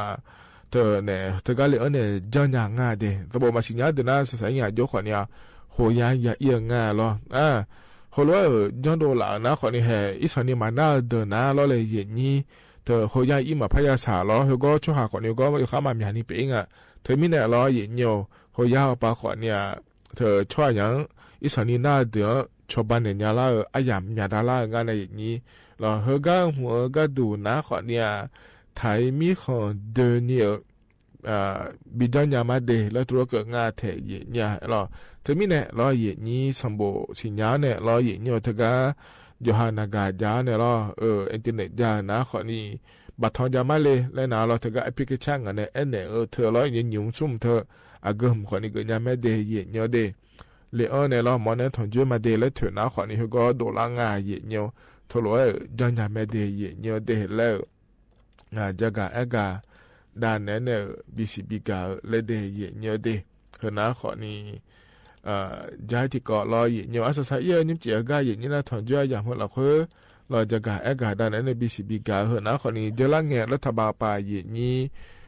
ผิวเราช่องยุดานเนี่ยสาวเดือดเราเนี่ยช่องนี่นอกระบบแล้วคู่งานเราเลยนี่อยู่หาสิญญาช่อหาแม่เราเนี่ยแม่เราพัดด้านเนี่ยเราชิวหัวมายานี่สาวเดือดรู้แล้วชาวบ้านเนี่ยเรายาเดยเนี่ยเดก็จะละเงี้ยชาวบ้านเนี่ยละเราให้บาอันนั้นตีบาลาเชนี่สิอาคนนี่พังอายาโกเชคูโกเชโกเงี้ยหัวเนี่ยละเธอก็บาลาเฮเสียงก็เนี่ยชาวบ้านเนี่ยละงานมือสุ่มพังอายากาเจเนี่ยชาวบ้านเนี่ยมาเดแล้วงานแถบชัวไปอยู่เมื่อก็โดนนะคนในที่พักยาโกเชยลำบากเจนี่เจเฮนะคนในเยนี่แล้วก็ปากก็สามยาเลยแล้วรัฐบาลไปเนี่ยยอมแม่ชาวบ้านเนี่ยรัฐบาลแบบบีหัวก็ดูแล้วงานในนี้ยองเงี้ยนอกสว่าได้แล้วบินเนี่ยยองเงี้ยบีช่วยแล้วมังงานเดไอ้คนเนี่ยชิดดอกเฮ้ยเจมาบีเจียก็ดูแล้วชอนนี่นอกระบบแล้วขั้วเถอะนะขอนี่ชิดดอกเธออย่างนี้เจียเนี่ยชอสิญญาก็พ่อ อยู่เมื่อเธอมาอย่างที่ไม่ได้ทำป่าเขาก็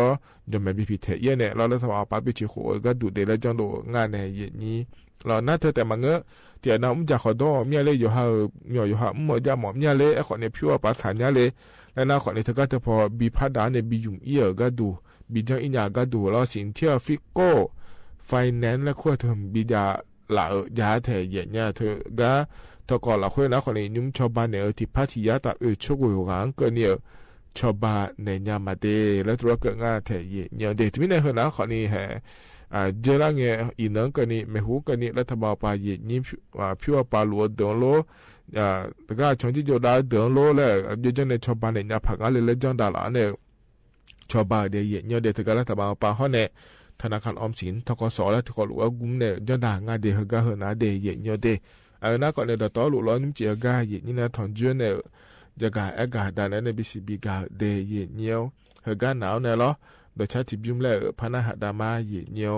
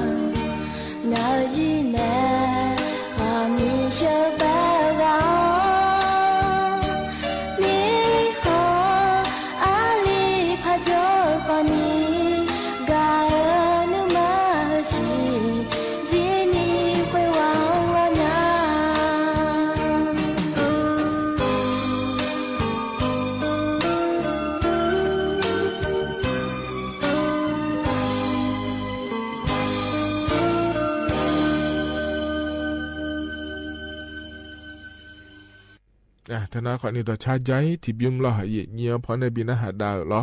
ยานาหาเบียวดูเดยเงียวเดเฮกันเนี่ยนะล้อเหยียเงียวอายามเฮกาเจล่าเฮอายชากาแล้ว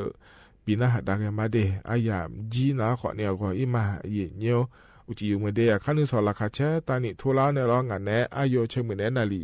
เย่หลานเนี่ยหัวหลังกันนี่แล้วพัฒนจุลามาเดก็อิมาเดอุดุธรรมาเดี๋ยวมอง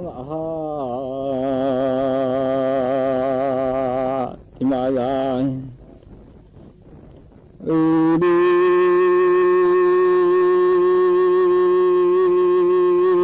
Mama do mia kuza duli mia bamu mazashu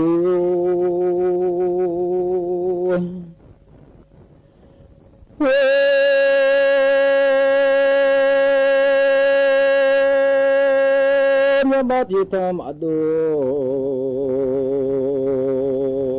mia ladu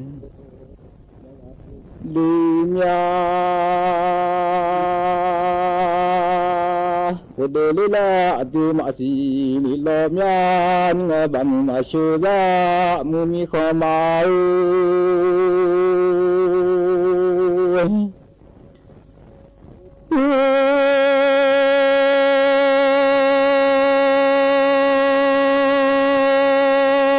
Kodolila ayo nasi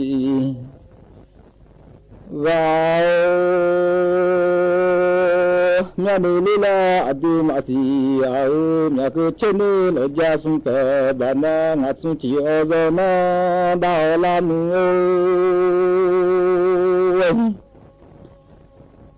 no tuan ti ozona da ti pa tu di ti o lo pa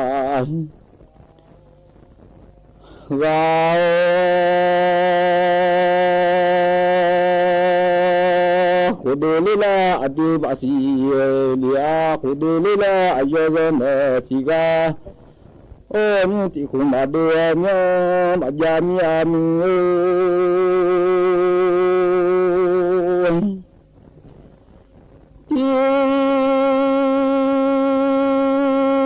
la baji nya mateli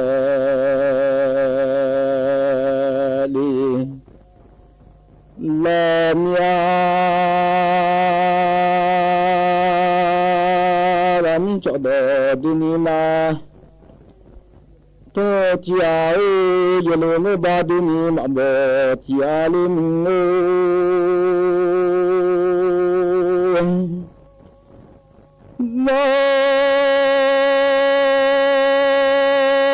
ni do to ti da ti do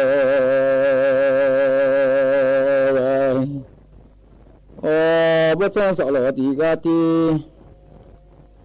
ya ga chúng ta chỉ lo có cho thì cho ga mu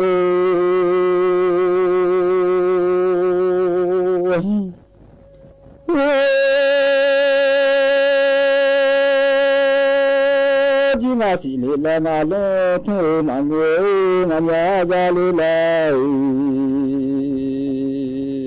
ngã đổ hồi mà nu mà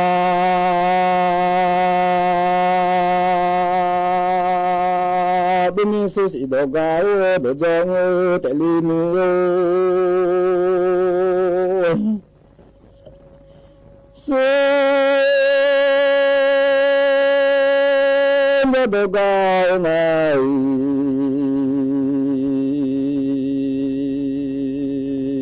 đồ gái trai tự lý chi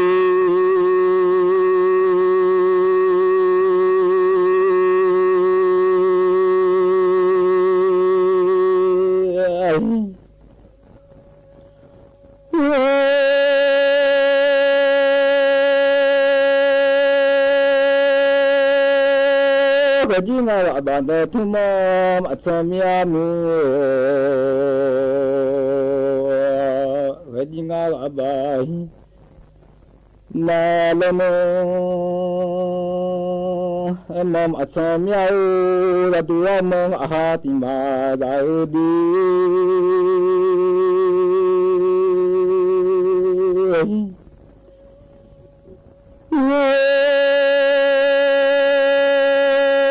cho mọi người đa ra mình chỉ biết thôi đa mà đỡ ra lo cho mọi đại mà xin ya mà siêu lo biết thôi đại mà lệ đi lo ya mình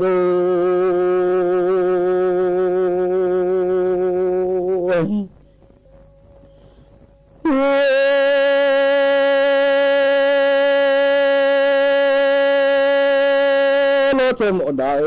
อาซิมีอาปทุงลูดามาเลลุยอาลี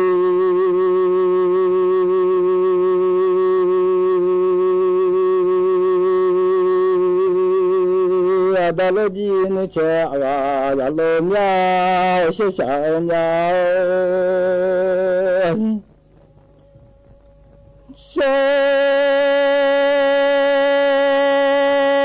วันจามอมยามิชากาคุเนจามองงา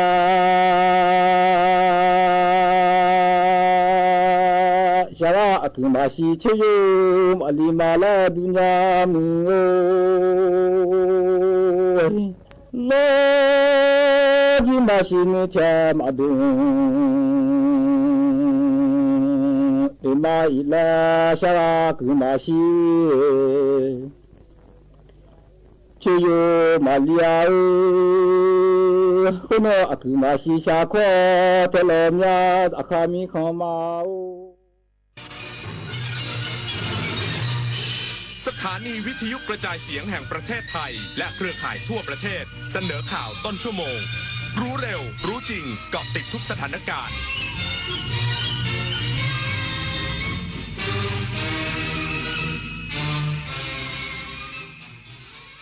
รับฟังข่าวต้นชั่วโมง 22 นาฬิกากับผมบุญมาศรีมาศครับ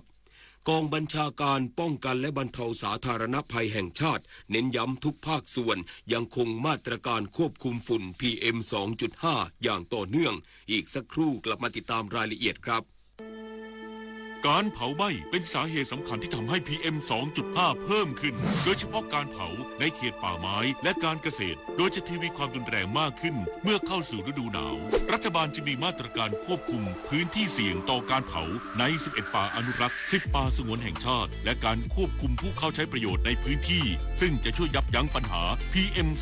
2.5 และเป็นหัวใจสำคัญที่จะคืนอากาศสะอาดให้กับประชาชนทุกคนคนชอบตื่นเช้าฟังข่าวตอนเช้าให้ทุกเช้ามีสาระตีของร้องข่าวสื่อสารตรงถึงชาวบ้านในทุกพื้นที่ผ่านหอกระจายข่าวทั่วไทยจากการจับมือกันแน่นของกรมประชาสัมพันธ์และกระทรวงมหาดไทยออกอากาศทุกวันเวลา 6:30 น.ถึง 6:45 น.ในรายการข่าวยามเช้า FM 92.5 เมกะเฮิรตซ์ทางสถานีวิทยุกระจายเสียงแห่งประเทศไทยและเครือข่ายทั่วประเทศจะเป็นผู้สูงวัยที่ช็อตหรือจะเป็นผู้สูงวัยที่ชิลใช้จ่ายสบายในบ้านปลายชีวิตอยู่ที่คุณแล้วล่ะค่ะรับเงินมาทำบัญชีจดรายรับจดรายจ่ายจดเงินคงเหลือสิ้นเดือนสรุปยอดบัญชีครัวเรือนหรือบัญชีรายรับรายจ่ายจัดทำง่ายลดค่าใช้จ่ายที่ไม่จำเป็นรู้สถานะทางการเงินเพื่อวางแผนการใช้จ่ายอย่างเหมาะสมและเกิดการออมอย่างยั่งยืนเริ่มได้ตั้งแต่วันนี้เตรียมพร้อมก่อนสูงวัยจดไม่จนถ้าเราไปบริจาคเลือดมันจะดูเท่และถือเป็นการทำบุญด้วยไหมถือเป็นบุญใหญ่เลยล่ะคิดดูนะคนเราสละได้แม้แต่เลือดของตัวเองเพื่อนำไปช่วยชีวิตผู้ป่วยแบบนี้จะรอช้าทำไมรีบไปบริจาคกันเร็วช้าก่อนคือร่างกายต้องพร้อมนอนหลับให้เพียงพอก่อนไหมล่ะได้เลยงั้นเจอกันที่ศูนย์บริการโลหิตแห่งชาติสภากาชาดไทยนะบริจาคโลหิตมั่นใจปลอดภัยกองบัญชาการป้องกันและบรรเทาสาธารณภัยแห่งชาติเน้นย้ำทุกภาคส่วนยังคงมาตรการควบคุมฝุ่น PM 2.5 อย่างต่อเนื่องและจากรายงานการหีบอ้อยเพื่อผลิตน้ำตาลทรายในฤดูกาลผลิตปีนี้ลดลงส่งผลให้ลดพื้นที่เผาป่าไปได้กว่า 4 ล้านไร่นายสหรัฐวงศ์สกุลวิวัฒน์รองอธิบดีกรมป้องกันและบรรเทาสาธารณภัยในฐานะประธานการประชุมกองบัญชาการป้องกันและบรรเทาสาธารณภัยแห่งชาติเปิดเผยว่าวันนี้ภาพรวมสถานการณ์ฝุ่น PM 2.5 ทั้งประเทศดีขึ้น ส่วนการคาดการณ์คุณภาพอากาศในช่วง 1-2 วันข้างหน้าปริมาณฝุ่นละอองมีแนวโน้มเพิ่มขึ้นแต่จะอยู่ในช่วงเวลาสั้นๆจึงยังคงขอความร่วมมือทุกหน่วยงานเน้นย้ำการปฏิบัติตามมาตรการต่างๆอย่างเข้มข้นทั้งการบังคับใช้กฎหมายการประชาสัมพันธ์สร้างการรับรู้และสร้างการมีส่วนร่วมให้ประชาชนปฏิบัติตามมาตรการต่างๆของภาครัฐที่ผ่านมาหน่วยงานที่เกี่ยวข้องได้ดำเนินการตามมาตรการของรัฐบาลอย่างเข้มข้นกระทรวงอุตสาหกรรมรายงานว่าสถานการณ์การหีบอ้อยเพื่อผลิตน้ำตาลในฤดูกาลผลิตปีนี้ลดลงเมื่อเทียบกับฤดูกาลผลิตปี 2561/2562 โดยมีการรับอ้อยเผาเข้าหีบสะสม14.41%ส่งผลให้ลดพื้นที่เผาป่าลงได้ 4,220,000 ไร่อีกทั้งให้รายงานความก้าวหน้าของมาตรการจ่ายเงินชดเชยเกษตรกรที่ไม่รับอ้อยเผาไฟประจำปี 2568 ปัจจุบันคณะกรรมการอ้อยน้ำตาลทรายได้เสนอเรื่องการชดเชยให้กับเกษตรกรไปยังคณะรัฐมนตรีแล้วและอยู่ระหว่างการเสนอคณะรัฐมนตรีพิจารณาอนุมัติงบประมาณจุฑามาศรักษาพันธ์รายงานสำนักงานพัฒนาเศรษฐกิจจากฐานชีวภาพร่วมกับภาคีเครือข่ายจัดเวทีสร้างการรับรู้และส่งเสริมเครือข่ายองค์กรที่จังหวัดเชียงใหม่เพื่ออนุรักษ์ความหลากหลายทางชีวภาพและจัดการปัญหาไฟป่าที่โรงแรมอโมราชท่าแพอำเภอเมืองเชียงใหม่จังหวัดเชียงใหม่สำนักงานพัฒนาเศรษฐกิจจากฐานชีวภาพองค์การมหาชนร่วมกับมูลนิธิรักไทยมหาวิทยาลัยเชียงใหม่และอุทยานแห่งชาติดอยสุเทพปุยจัดเวทีสัมมนาเพื่อสร้างการรับรู้และขยายเครือข่ายองค์กรเพื่อส่งเสริมความร่วมมือในการอนุรักษ์ความหลากหลายทางชีวภาพและการจัดการไฟป่าโดยมีนายนิรัตน์พงษ์สิทธิถาวรผู้ว่าราชการจังหวัดเชียงใหม่เป็นประธานเปิดการสัมมนาและกล่าวปาฐกถาพิเศษในหัวข้อสารพลังภาคีกุญแจสำคัญในการอนุรักษ์ความหลากหลายทางชีวภาพและการจัดการไฟป่าฝุ่นละออง PM 2.5 การจัดเวทีในครั้งนี้เพื่อสร้างการรับรู้และขยายเครือข่ายองค์กรการตอบแทนคุณระบบนิเวศซึ่งเป็นการสร้างกลไกให้ผู้ได้รับประโยชน์จากระบบนิเวศมีส่วนร่วมในการสนับสนุนการดูแลและฟื้นฟูทรัพยากรธรรมชาติอย่างยั่งยืนนอกจากนี้ยังเป็นการเปิดพื้นที่สำหรับการแลกเปลี่ยนแนวคิดประสบการณ์และแนวทางความร่วมมือจากภาคส่วนต่างๆเพื่อนำไปสู่การพัฒนาแนวทางการบริหารจัดการทรัพยากรธรรมชาติที่เป็นรูปธรรมพิมลกันเดชาชัยทีมข่าวสวทเชียงใหม่รายงานเจ้าหน้าที่ระดับสูงสหรัฐอาจเดินทางเยือนประเทศในภูมิภาคตะวันออกกลางในวันอาทิตย์นี้หากการเจรจาหยุดยิงในฉนวนกาซาดำเนินไปอย่างราบรื่นสำนักข่าว Axios ของสหรัฐรายงานโดยอ้างการเปิดเผยของนายสตีฟวิทคอฟผู้แทนพิเศษด้านกิจการตะวันออกกลางของรัฐบาลสหรัฐภายใต้การนำของประธานาธิบดีโดนัลด์ทรัมป์เมื่อวานนี้ตามเวลาท้องถิ่นที่ระบุว่าเขาอาจเดินทางเยือนประเทศในภูมิภาคตะวันออกกลางเช่นกาตาร์และอียิปต์ในวันที่2 มีนาคมนี้หากการเจรจาหยุดยิงในฉนวนกาซาระหว่างอิสราเอลกับกลุ่มติดอาวุธฮามาสในระยะที่2ดำเนินไปอย่างราบรื่นอย่างไรก็ตามนายวิทคอฟไม่ได้เปิดเผยข้อมูลเพิ่มเติมเกี่ยวกับการเยือนดังกล่าวจบข่าวบุญมาศรีมาศอ่านรับฟังข่าวครั้งต่อไปเวลา 23 นาฬิกาติดตามข่าวที่นำเสนอไปแล้วได้ที่ www.thainews.prd.go.th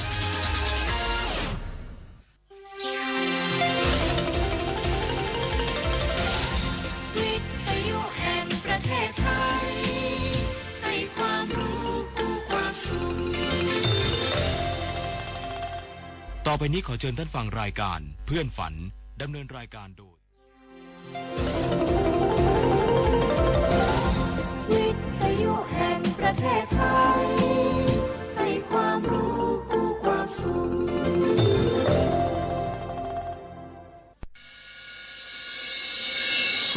สถานีวิทยุกระจายเสียงแห่งประเทศไทยจังหวัดเชียงใหม่ AM 1476 กิโลเฮิรตซ์สถานีวิทยุภาคภาษาชาติพันธุ์แห่งเดียวในประเทศไทยที่มีความทันสมัยเชื่อถือได้สร้างอัตลักษณ์กลุ่มชาติพันธุ์สู่สากล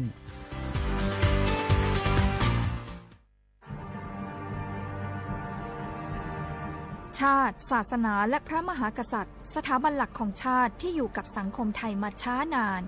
สถาบันพระมหากษัตริย์เป็นเสาหลักในการสร้างชาติให้เป็นปึกแผ่นเป็นศูนย์รวมจิตใจของปวงชนชาวไทยเป็นบ่อกเกิดของความรักความสามัคคีของคนในชาติเพื่อเป็นรากฐานให้ประเทศชาติมีความมั่นคงสืบมาจนถึงปัจจุบันรวมสร้างความภาคภูมิใจในความเสียสละของบรรพบุรุษไทยในการปกป้องพื้นแผ่นดินไทยโดยสำนักประชาสัมพันธ์เขต 3 กรมประชาสัมพันธ์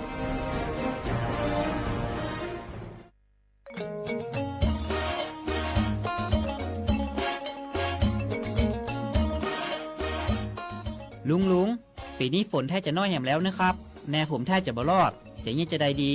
แม่นแล้วพอเข้าหน้าแล้งน้ำก็น้อยจะอีกูปีเขาต้องเตรียมตัวกันให้ดีๆเนอะต้องเตรียมจะได้ครับลุงก็ขุดอ่างเก็บน้ำไว้ใจแถมบ่ปอปลูกผักปลูกไม้ที่ทนแล้งกับใจน้ำน้อยตัวอย่างถั่วดินกับมันสำปะหลังขอบคุณนักๆนะครับลุงผมจะลองแง่แต่ที่ลุงบอกแล้วก็จะเริ่มปลูกพืชที่ใจน้ำน้อยแต่ที่ลุงบอกครับเตรียมพร้อมรับมือกับภัยแล้งเก็บน้ำใช้อย่างรู้คุณค่าและปลูกพืชที่ใช้น้ำน้อยเพื่ออนาคตที่ยั่งยืนสำนักประชาสัมพันธ์เขต 3 กรมประชาสัมพันธ์เกษตรกรบ่แน่บ่นอนบืดหายบืดดีพืชผลเฮามีบางครั้งบางทีราคาบ่แพงวันนี้รัฐบาลยกระดับบริการสาธารณสุขเพื่อคนไทย30 บาทรักษาทุกที่ด้วยบัตรประชาชนใบเดียวเชื่อมโยงข้อมูลสุขภาพคนไทย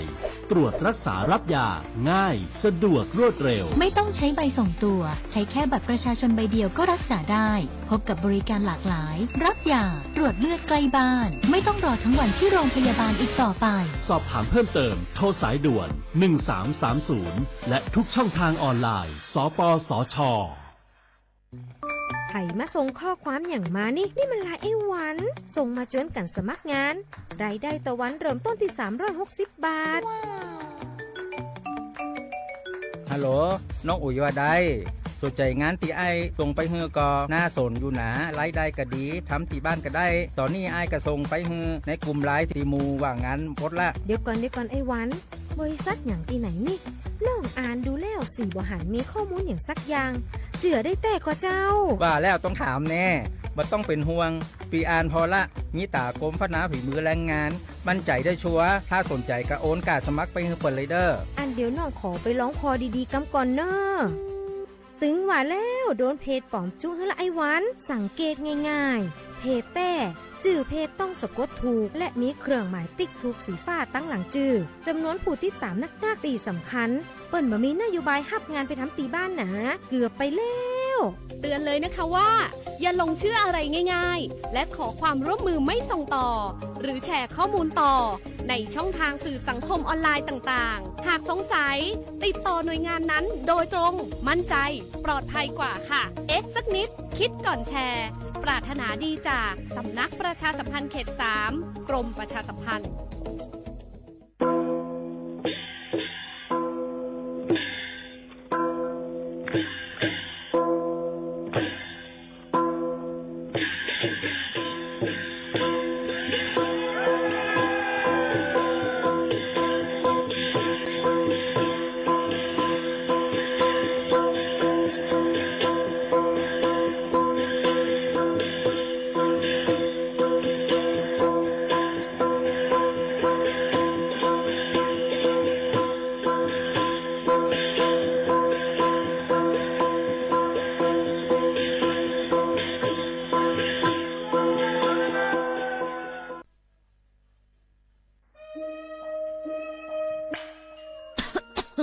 จงว่นเมียนห้าจันล้มถวยเจอเซียนเซิงมันหายกว่าแล้ว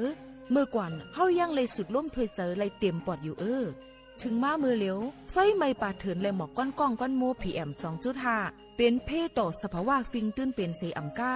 ยังปั่นพรไฮจ้าต่อไปอยู่หลีเฮาเทียงกวันลูกตีเผาป่าไม่เถื่อนเผากวยเหยื่อยุกยักจอมให้จอมสวนเส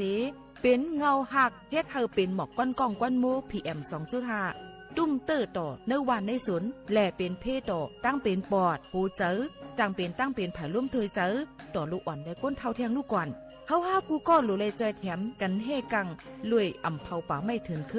เฮ็ดแหลนเฮไฟปันเฮียงผูกต้นไม้นำเฮกัดจืนเสลีกึดลองเผาป่าไม่เถิน ลดย่อมหมอกวันตาจันร่วมถวยเจอจืนเสรีเตเอาเมื่อในกว่าตาจันร่วมถวยเจออันดีในวันเมื่อนานนั่นตอนตาสู้เฮาและก้นอันมาแอวเลกูก็กูก้นนั่นค่ะอ้อเลยตั้งมุงมองห่างดีเสฐานฐานะกอกับสืบข่าวตอน3กรมประชาสัมพันธ์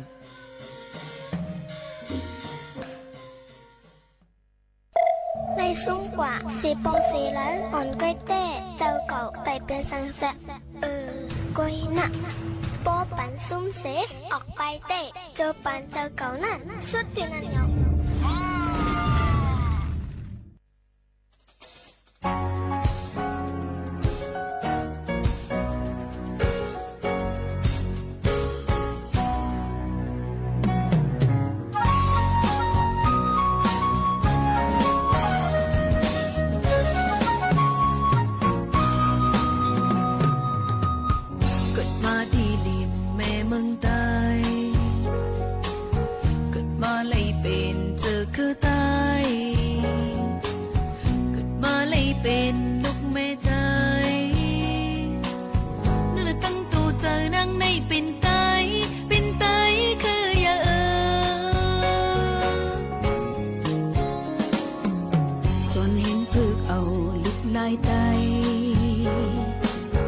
เล็บเห็นลูอันปับปืนตา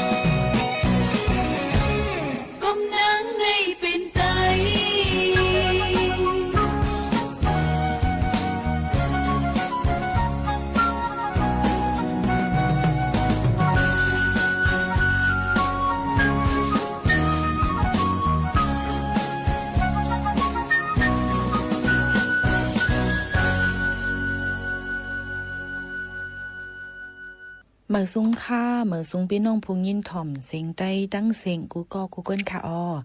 ทบกันดีห้องปล่อยเสียงสวทเก้งใหม่ AM 1476กิโลเฮิรตซ์ข่าวยาม10 โมงถึง 11 โมงกลางนาแลกลางค่ำกูวันค่ะองค์ที่เหตุการณ์เฮาคายอยู่ดีเส้นตั้ง49ประชาสัมพันธ์จังการเว้งเก้งใหม่50100กับสืบหมายฝนมาเลยดี0532760007ค่ะออฮับชอมไลดังเรดิโอออมล้ม AM 1476กิโลเฮิรตซ์ด้วยไลดีดังเพจสวทเก้งใหม่ AM 1476กิโลเฮิรตซ์ค่ะเขาโมคานุ่นสุภาวันเชื้อสารวินเป็นผู้ปืนเผาและผู้จัดรายการอยู่เป็นอุ้ยก็อุ้ยเซปอมปีน้องๆเฮาเขาในค่ะออ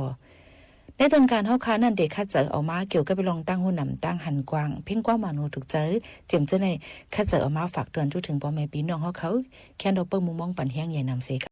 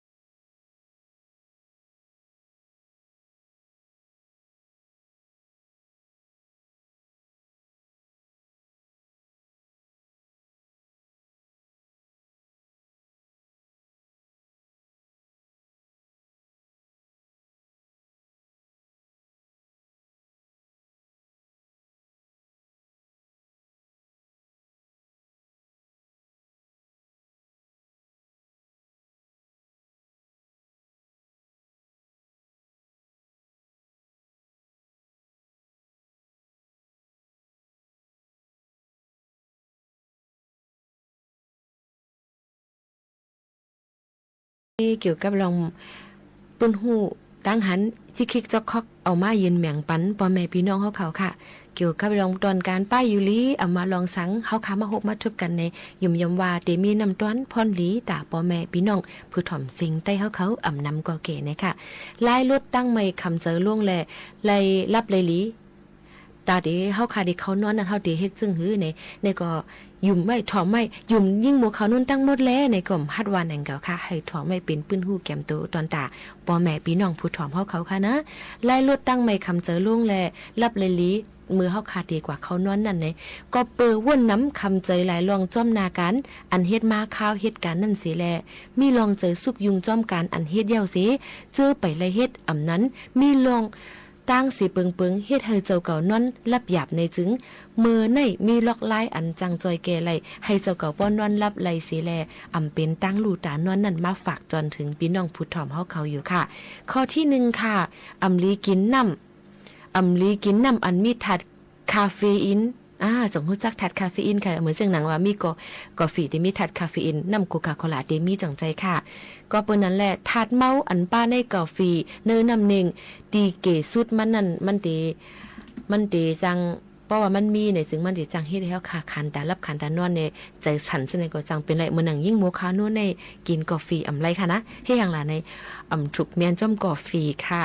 กินน้ำไหลใจสั่นค่ะนะเอาค่ะอันที่เนี่ยก็เพราะว่าเฮาค่ะกินกว่าอันมีถาดคาเฟอีนในนั้นในตีเอสุดมัน4ชั่วโมงนาทีเขานอนนั่นสังว่าจำเป็นลำลองในได้ตักได้เลยกินจึงถูกลีกินล้นเหลือหมอก2ก๊อกค่ะอย่าไปกินเมื่อเฮาค่ะตีลัก4ชั่วโมงเนี่ยอย่าไปกินอันเป็นถาดคาเฟอีนซึ่งหนังไหนค่ะเมื่อเฮาค่ะตีนอนกูคานตาลับคานตานอนแค่ลับแค่นอนตาตั้งติ๊กซิกนี่ค่ะเนาะนั่นเดียวค่ะสังว่ามันตึมพ่องหรือไรเนี่ยก็ตักได้เลยกินปันอย่าไปให้ป่น2ก๊อกนี่ค่ะอันที่2ค่ะปิกแฮนด์โฟนปิกโทรศัพท์นาเตเขานอนหนังฮือเตอมีเผยกับสืบมานั่นมือเขาขาดตีนอนรับนั่นนะคะกลับมา11-12 โมงกลางคืนหนูก็ตลาดลงมาเลยค่ะเนาะมันสุกซากไว้หนังเก่าค่ะอันก้นดาเด็กกับสืบนั่นก็หลูเลยหูข้าวย้ำหรือนั่นก็สังว่ามีลองหลำลองคองเจอเนี่ยก็กับสืบหากันเลยอยู่หนังเก่าเนี่ยค่ะอันที่3ค่ะหลูเลยเลือกเอามอนหูอันเฮ็ดให้เฮาข่าววนว่ามันหับห้องหมอนลำคอขาเนี่ยมันเมียนเอาลีค่ะนะตื่นมากก็คอขาตีเจ็บหรือเลยเลือกเอาหมอนโฮลีเจ้ามอนโฮแข็งป่นตีก็อำไลอ่อนน่ะป่นตีก็อำไลนี่นั่นค่ะหมอนโฮก็ลำลองเหมือนกันตอนตาตีนวลเนี่ยก็หมอนโฮบางอันเนี่ยเพราะว่าเขาค่ะหมอนอ่อนเนี่ยเพียวนั้นก็แข็งเนี่ยเพียวมันได้จังให้ได้คอขาเจ็บคอคัดจังไหนก็จังเปลี่ยนไรค่ะก็นั่นเลยตีให้ได้เขาค่ะนอนรับหยาบค่ะแทงคอนึงค่ะข้อที่4ปืดปันเพ่งความมอยนอนลอยเพ่งความอันอ้วนอ่อนๆมันนั่นค่ะถ่อมหนังสาลมเจอลีหนังหือปฏิเฮ็ดให้ฮู้เมียนว่าลดตั้งไม่เจอเฮาคาออกแปดเพ่งละลายมีผู้ห้องลอยๆนั้นก็ถ่อมเพ่งความอันเจ้าเก่าทรงถ่อมนั่นก็เลยเหมือนกันในค่ะนะข้อที่5ค่ะเสียงไฟก็ลำลองเหมือนกันค่ะนะนาเตนอนดูเลยคัดเจอปืดปันเสียงไฟอ่อนเฮอแม่งนั้นก็ไฟสีเหลืองหมักจอกค่ะมันเดจังเฮ็ดให้ลูกหวยตาเฮานั้นมุ่นเมเสียงอันด้วยหันเลยลีเอ็นตาเฮาก็เหตุการณ์ลงไหลวายปิกไฟเสนอนเฮาตีรับไหลสาลมใจลีขึ้นค่ะอย่าไปเปิดไฟแจงเลี้ยงป่นตีนั่นเพียวนั่นค่ะนะมันได้จังให้แล้วค่ะจังรับจังนอนค่ะข้อที่6ค่ะมือเฮาขาดตีนอนใส่เสื้อโคอันลมลีเลือกใส่โคนอนอันเป็นภาษาลมเจอใจว่าฮิตกับโคกินหวานจังไหนค่ะเนาะกำไตได้ว่าโคกินน่ะกินหยาบคันเจอเตียงกับขนาดความอังกฤษว่าจีนนะคะเนาะมันก็มีค่ะนั้นก็อย่าไปใส่อันหนาป่นเลยเนี่ยเพียวป้อเฮาป้อถูกจ้อมหนังอายรวมพิมพ์พร้อมเพิ่นตีนอนเฮาถูกรีใส่ชุดชั้นในยามนอนเนี่ยค่ะเหมือนหนังว่าถูกรีใส่โคจันตั้งในนั่นค่ะเนาะไปเป็นนางยิงก็ใส่บันเสื้อโคอันลมใจก้นใจก็ใส่เสื้อโคอันลายลมใจมันเนี่ยค่ะถูกรีใส่บันเจ้านั้นแล้วก็ป้อเป็นนางยิงในเพิ่มเติมปันแทงอิดอ่อนนึงค่ะกันต้อเฮค่ะแล้วเนาะถ่อมไว้ค่ะเนาะก็ซื้อปลาซื้อปิดนมซื้อปลานั่นค่ะซื้ออันใส่ตอนหลังนั่งยิ่งนั่นค่ะนะซื้อปิดนมเลยก็ปอตีนอนถูกดีเลยใส่มันจางที่ฮิตมันจางที่ฮับจางเฮ็ดให้นมเฮาค่ะแกนนั้นก็จังเป็นนมเฮาค่ะที่มีตุ่มมีเป็นกวนออกมาจังไหนค่ะมือเฮาค่ะที่นอนถูกดีเลยใส่ในอันนี้ก็เป็นปื้นฮู้เอามาฝากตอนจุถึงพ่อแม่พี่น้องเขาเอามาในปรับชีวจิตในปรับหลีกไทยเขาอั อันนึงเนี่ยค่ะเอามาฝากเตือนถึงพ่อแม่พี่น้องเขายุ่มยามมาพ่อแม่พี่น้องเขาเดี๋ยวอะไรยินถ่อมก็เดเป็นลองตั้งลีกันกว่าศึกยินถ่อมด้วยเสเฮาเป็นปืนหูตั้งหันตอนตาพ่อแม่พี่น้องเขาในค่ะ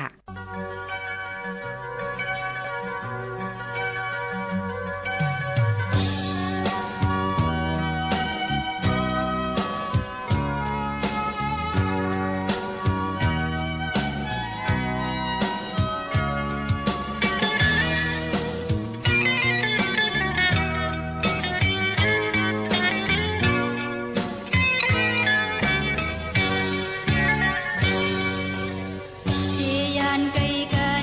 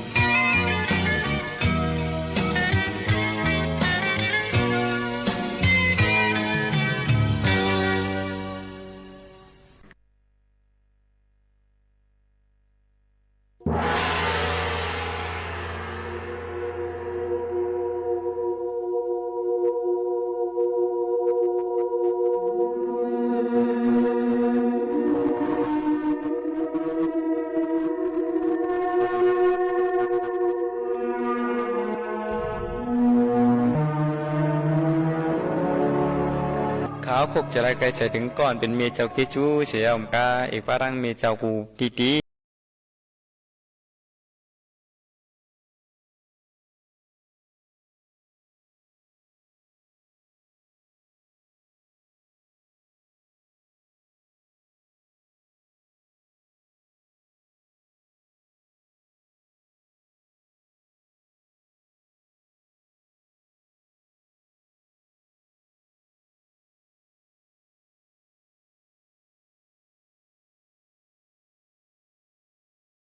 อติขาอติขาย้อนยุกมือไว้สากุงมุนดีพุงเงา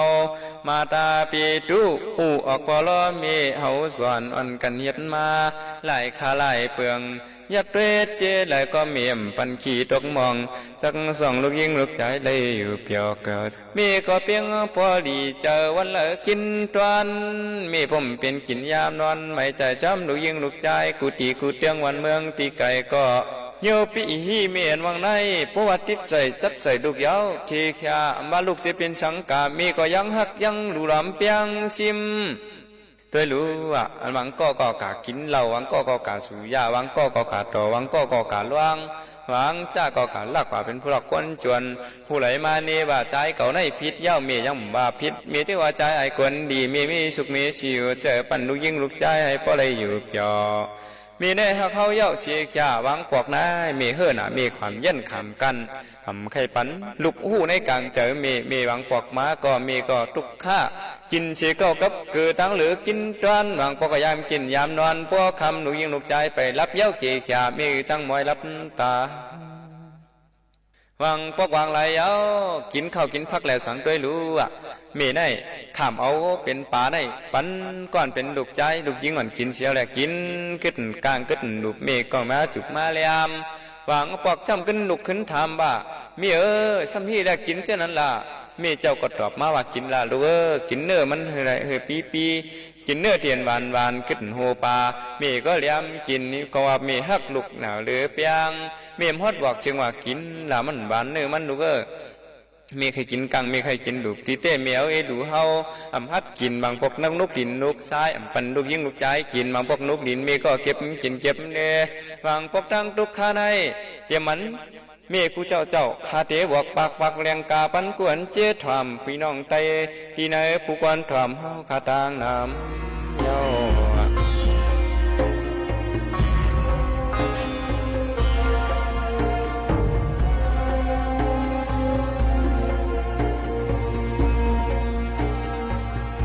มีอยู่เมื่อนานว่ะอันเป็นก้อนหนึ่งมันหูจักกุ่งปอกุ่งเมเจ้าเกจูสวนฮีก่อมไล่ช้อนฮีก่อมไล่ช้อนถึงแม้วันหนึ่งมามันก็ช้อนระยะออกวันออกเมืองกะมีลูกมีลางเจียก็มันมีลูกมาให้นะวะก็มันลูกทำใครเมียวกะเมียวมาเลี้ยงไว้เอาปลาได้วืดกับเมียวอ่ะดูเคยมันเมียวกินเมียวก่อนนะไงอยากเปิดลูกมันกินอิ่มเมียวขึ้นนั้นจับมอเตอร์บันมีมันก็เลี้ยมกินกับมันมีมันเลี้ยมกินน้ำวนถึงเมเจ้าเกจูมันก็ไปฮัดบวกถึงมาแทงวันหนึ่งมันก็โหเนื้อสมันวืดกว่าล้างทางเฮือนนั่นมันเป็นตองมันนั่นเมียวอันเจนั่นมีวันไหนกะเก็บเล่จำตองอันเมียอันเจนั่นกะหิมอ่ะมีมันก็ปันเล่ปันหิมเมียมือเขาก็เรียกนั่นเนาะมีเจ้าเกจูก่อนไหนเมื่อเขากินข้าวใหม่ปลานั่นในสังหมายปันกำข้าวใหม่กำข้าวดีสุกสี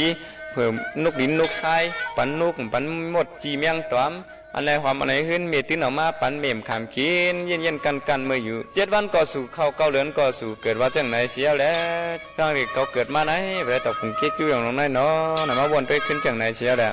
มันก็น้ำตาไหลลงมาน้ำเกี่ยมมันเสียก็ที่หีนอเนี่ยมันมาด้วยต้องมีหักลูกมีก้นก็ลงสัตว์ก็เป่งกันตรงนั้นเนี่ยมันก็ปอกของมือขึ้นบางเฮินมันขึ้นมือถึงแล้วมีก็และชุดเชียงความกะก็ไม่เกาที่หีเนาะในเมืองกวนเนี่ยปากมีเสียนมีเฮงมีหมื่นมีล้านมีก็เป่งมีก็เหลียวยาวเนี่ยมันก็เหมือนไงให้มีผู้ถอนก็หนึ่งมาลาดนี่มันมาไม่ให้อย่างใจให้ก็มันมาขึ้นยาวก็มันมีมันไข่กินมีเมียหนึ่งไข่กินหมักเกียงนะกามาเกียงมาสุกมาต่างวันต่างกองว่าป้วนรถพื้นเอาอ่ะจังว่ากินเนาะไหนมือมีเมืองกวนเขาหล่อเลี้ยงเขามีเจ้าเกจูเขามือเขามีเมืองกวนอยู่น่ะมือตื้อต้องตาอาปากกาไหลมาไหลอยู่เขาขาหลวนกันลุมล้อมลืมลายอย่าปันมองปันชาตัวรู้มือเขาขาก็เรียกนั่น เมื่อเขาไปหมอลาดก้ามมีก็ใครลาดเมื่อเขาไปหมอจุกหมอปันมีก็เอาปันออมต้มสุกชีในดีในบ้านมีก็มาปันไกวยามนั้นมีก็ทุกข้าเพราะว่าเปลี่ยนกวนให้ลูกเอามนดีไปตั้งแล้วมันมีกันหันเสียงนูเสียงนกอ่อนห้องกาขวัญจนไหนมีก็เตียกสวนปันโจเจเหมือนเสียเมียงวีห้องปันจนจอดวางพวกนายน้อมีเจ้าโซซ้อเล่าคูเก่ามีเจ้าอำต้นเลยปินมีเจ้าคำกินเสียนเข้ากับเกิดดังเหลือกินตอนยามในมีเจ้าอ่ำไผ่นั่นตั้งตุกข้าเลือดไม่กาเป็นพื้นเป็นไผ่ส่วนใส่เท่าแต่อ่ำหูคุกจะเลยว่าใครกินนมเย้าใครกินข้าวใครเละใครเล้าใครไรใครกินอันไรก็ห้องให้เป็นตั้งไม่ปลอมีนำขึ้นเพราะว่าใจได้ยิงอย่าปันได้ตกเลือนใครย้อนเจสั่งหัวใจสู่พี่น้องเธอเจอไตกูเหมียวตีกูเหมียวผู้คนทำเฮาข้าเพียงกันเยาในกำไม้ขาวทีหวยวันโกสูอันเป็นมีเจ้าคิดอยู่นางเสียงเมียตาทัดสินธรรมคาเตส่งยินจูเมียตาอันกุงยากุงปอเมเจ้าทั้งสองที่ได้ลืมลาคาเตส่งปันปากูเจ้ากัดเย็นเพ่งเพ่งกันที่ขานอยานสุปานให้มีเจ้าเกจูไลมีเสต้องกัดเย็นใจดีอย่ามีเพมีเข็นให้มีเจ้าเกจูไลกัดเย็นดีกว่ามีอาศักยินยาวอยู่ในศาสนาข้าจ้องเอาลูกล้างต่อเต้าหอเทียบเทียมจากกาทางไทยนั้นเสียคำตาเอาคาลูกลังย้อนสู่อธิษฐานให้มีเจ้าเกจูพอเจ้าเกจูทางเสียงไรกัดเย็นใจสิคำตานอสา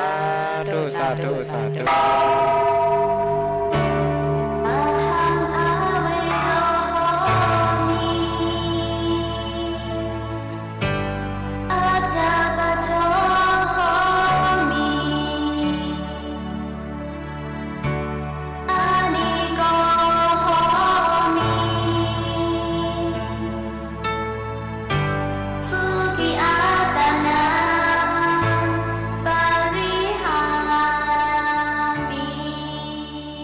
ส่งปัญญาตาพ่อเมเห็นพ่อเมเสาสร้างสองในกะดีเย็นดีพ่อเมร่างเสงในเมืองคงกังทีในถ่อมด้อมกันในก็เต็มมันเต็มพีเต็มสารเต็มสัตเต็มกวนอะไรก็เย็นเพียงเพียงกันในเขาก็มีเจนเสียแล้วมันในก็เป็นวันมีในดาคุกจะได้ใครจะถึงก่อนเป็นมีเจ้าเกจูเขาเสียแล้วทีในเรื่องดูล้อมลืมลาเกิดพันมันหยาบมาเอานาเคียงมีเอาไว้เฉาเฮือนอยู่มาค้าตั้งเก่าเหลือเนี่ยมันจะง่ายเนี่ยมีบางพวกมามีต้องเจ็บต้องเจียนใครกินใครหนึ่งใครกากใครเฮ็ดก่อมไรเฮ็ดใครกินไรกินบางพวกโกลุกข้อโกลุกยอมโกลุกตรงบางพวกก็โกลุกอึบโกลุกอยากมีก็กั้นกะหาเฮ็ดมาปันพกเปี้ยนห่อบางพวกมีมไรเจียวบางพวกก็มีทุกคุกจะไล่แอมเป็นลูกยิ่งลูกจ้าดังเสียงนอกจากไหนเสียแล้วเมื่อไหร่เขาที่ย้อนชื่อปันมีเจ้าเคจูมีจากไหนเสียอะไรมีเจ้าเคจูกูเจ้าปีว่ามีเขาข้าเจ้าที่อันที่มีอยู่ในเมืองกวนนี่ก็เฮอะไรก็เย็นเพียงกันเจ้าวุ่นใหญ่คนน้อคำนั่งหอคำเฮาขาในก็อะไรก็เย็นเพียงกันเสียกัมหอค่ะให้มีเจ้าเคจูได้อยู่ดีกินหวานก็เย็นเชื้อสามีมังกราจะเมียตตาตั้งลงตั้งหลายผีหันผีเมียตตาเนื้อเมค่ะกวนหันก้นเมียตตาเนื้อเมค่ะสัตหันนี่ก็สัตมีเมียตตากรุณาเนื้อเมค่ะเสียแล้วให้เมค่ะอยู่ดีกินหวานก็เย็นเชื้อสาอีกป้าเมเจ้ากูเจ้าย่านเป็นเมก้นปอก้นอยู่ในเมืองก้นไหนนี่ก็เฮอไรก็เย็นเพียงกันอาสักกินยาเพียงกันเสียคำเขา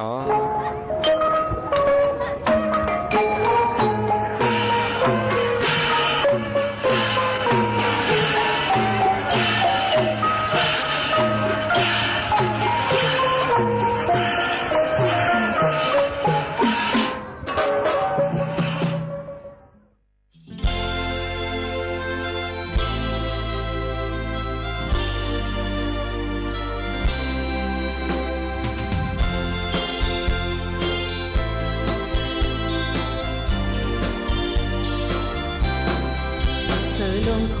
โกนก็หูมอดึกปันน้ำโนดุกมันผู้มอยาปุ่นก้นเป็นในจำตีตายสีก็ยาตั้งมองไปมันอย่าเฮลืออ่อน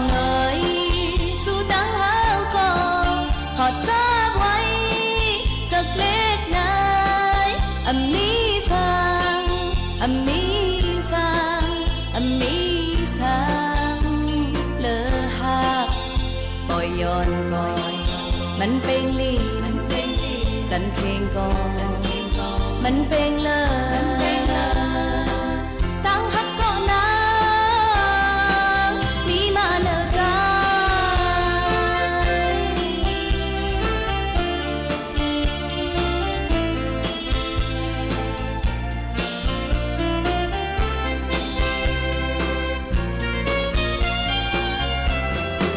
เหมือนจังไต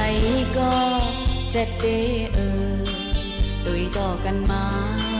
พองโตอย่าดงเจ้าก็มาเท่ามันสิอ่อนเฮาไหลตายจอมกันในย้อนสู่ตองแปะกันนานยาอ่อนน้อยสู่ตั้งเฮาก็กอดเธอไว้จากเล็กนายอมีสังอมีสังอมีสังเลอหักปล่อยย้อนก่อนมันเป็นลีจันเพลงก่อนมันเป็นเลยตั้งหักก่อนนะมีมาเนอใจ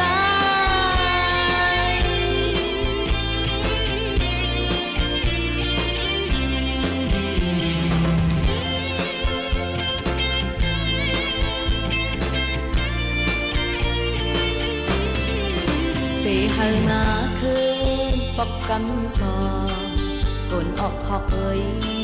กนเปิดว่าจูมอซอลัดความโคมหูหวานโฮเจอตะเปออกกูเลิกข้าวยามมาเจียมวันนั้นอ่อนหน่อยสู้ตั้งห้าวก่อนขอจ้าไว้จากเล็กนายอมีสังอมีสังอมีสังเลอหักปล่อยย้อนก่อนมันเป็นลีจันเพลงก่อนมันเป็นเลยตั้งหักก่อนนะมีมาเนอใจ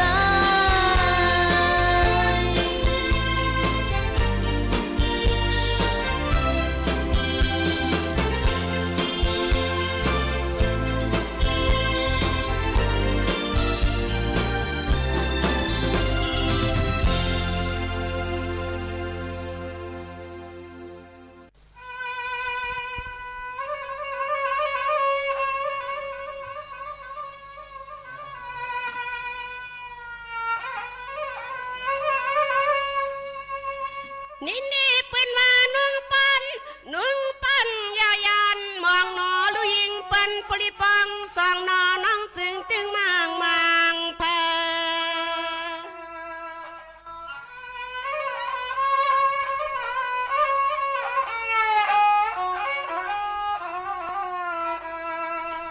นังอันเปียวตึงมังเพื่อละความหาติเมอไกลละนอลุยิงปันปรินอนสันปางสังลมพาพองมนุนเนนี่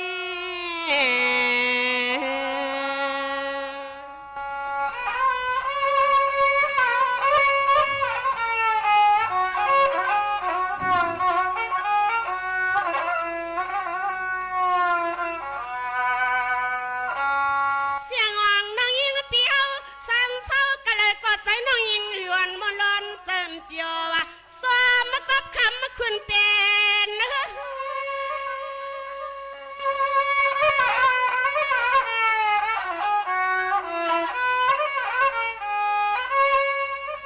ที่ลูกก็บันปีเศร้านี่สิคำค้างกว่ามันหรือเนาะเสียงอ่างน้องฮักปีติดใจอำเลียเจอตาสุยดูอยู่ป้องหอมงานหอมยีลุงมีสุดตอดเท่าเสลาคำมันนอกเตะสำรวมสุดตองเมียง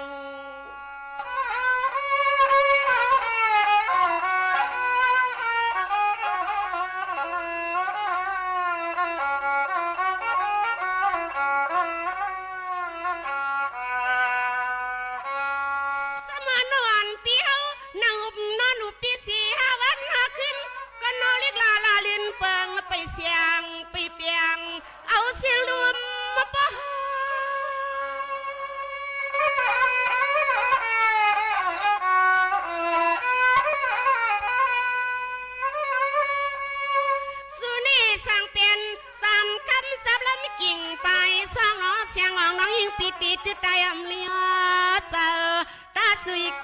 ป้องหอมเฮือน้องยีลุงมีสุดต่อเท่าเสลาคำน้องเตะสำหลอมป้องหังงากามโนจัดป่านในเฮาไว้ปันดูยิงเปิ้นเมื่อจำตายละมากาม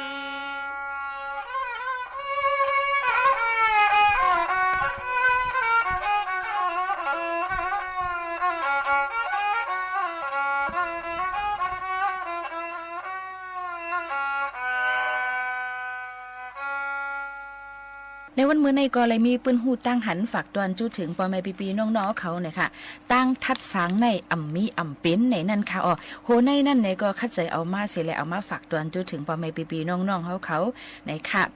ตั้งทัดสางในนั่นอ่ำมีก็อ่ำเป็นค่ะอ่ำมีตั้งทัดสางในก็อ่ำจังขึ้นใหญ่ไล่ในหู้ถึงกันอยู่ก็เผอเลยญาติทัดสางเต้ๆมาในซ้ำอ่ำใครย่อมหับในนั่นเตว่าย้อนไปแก่ทวนเลยหือ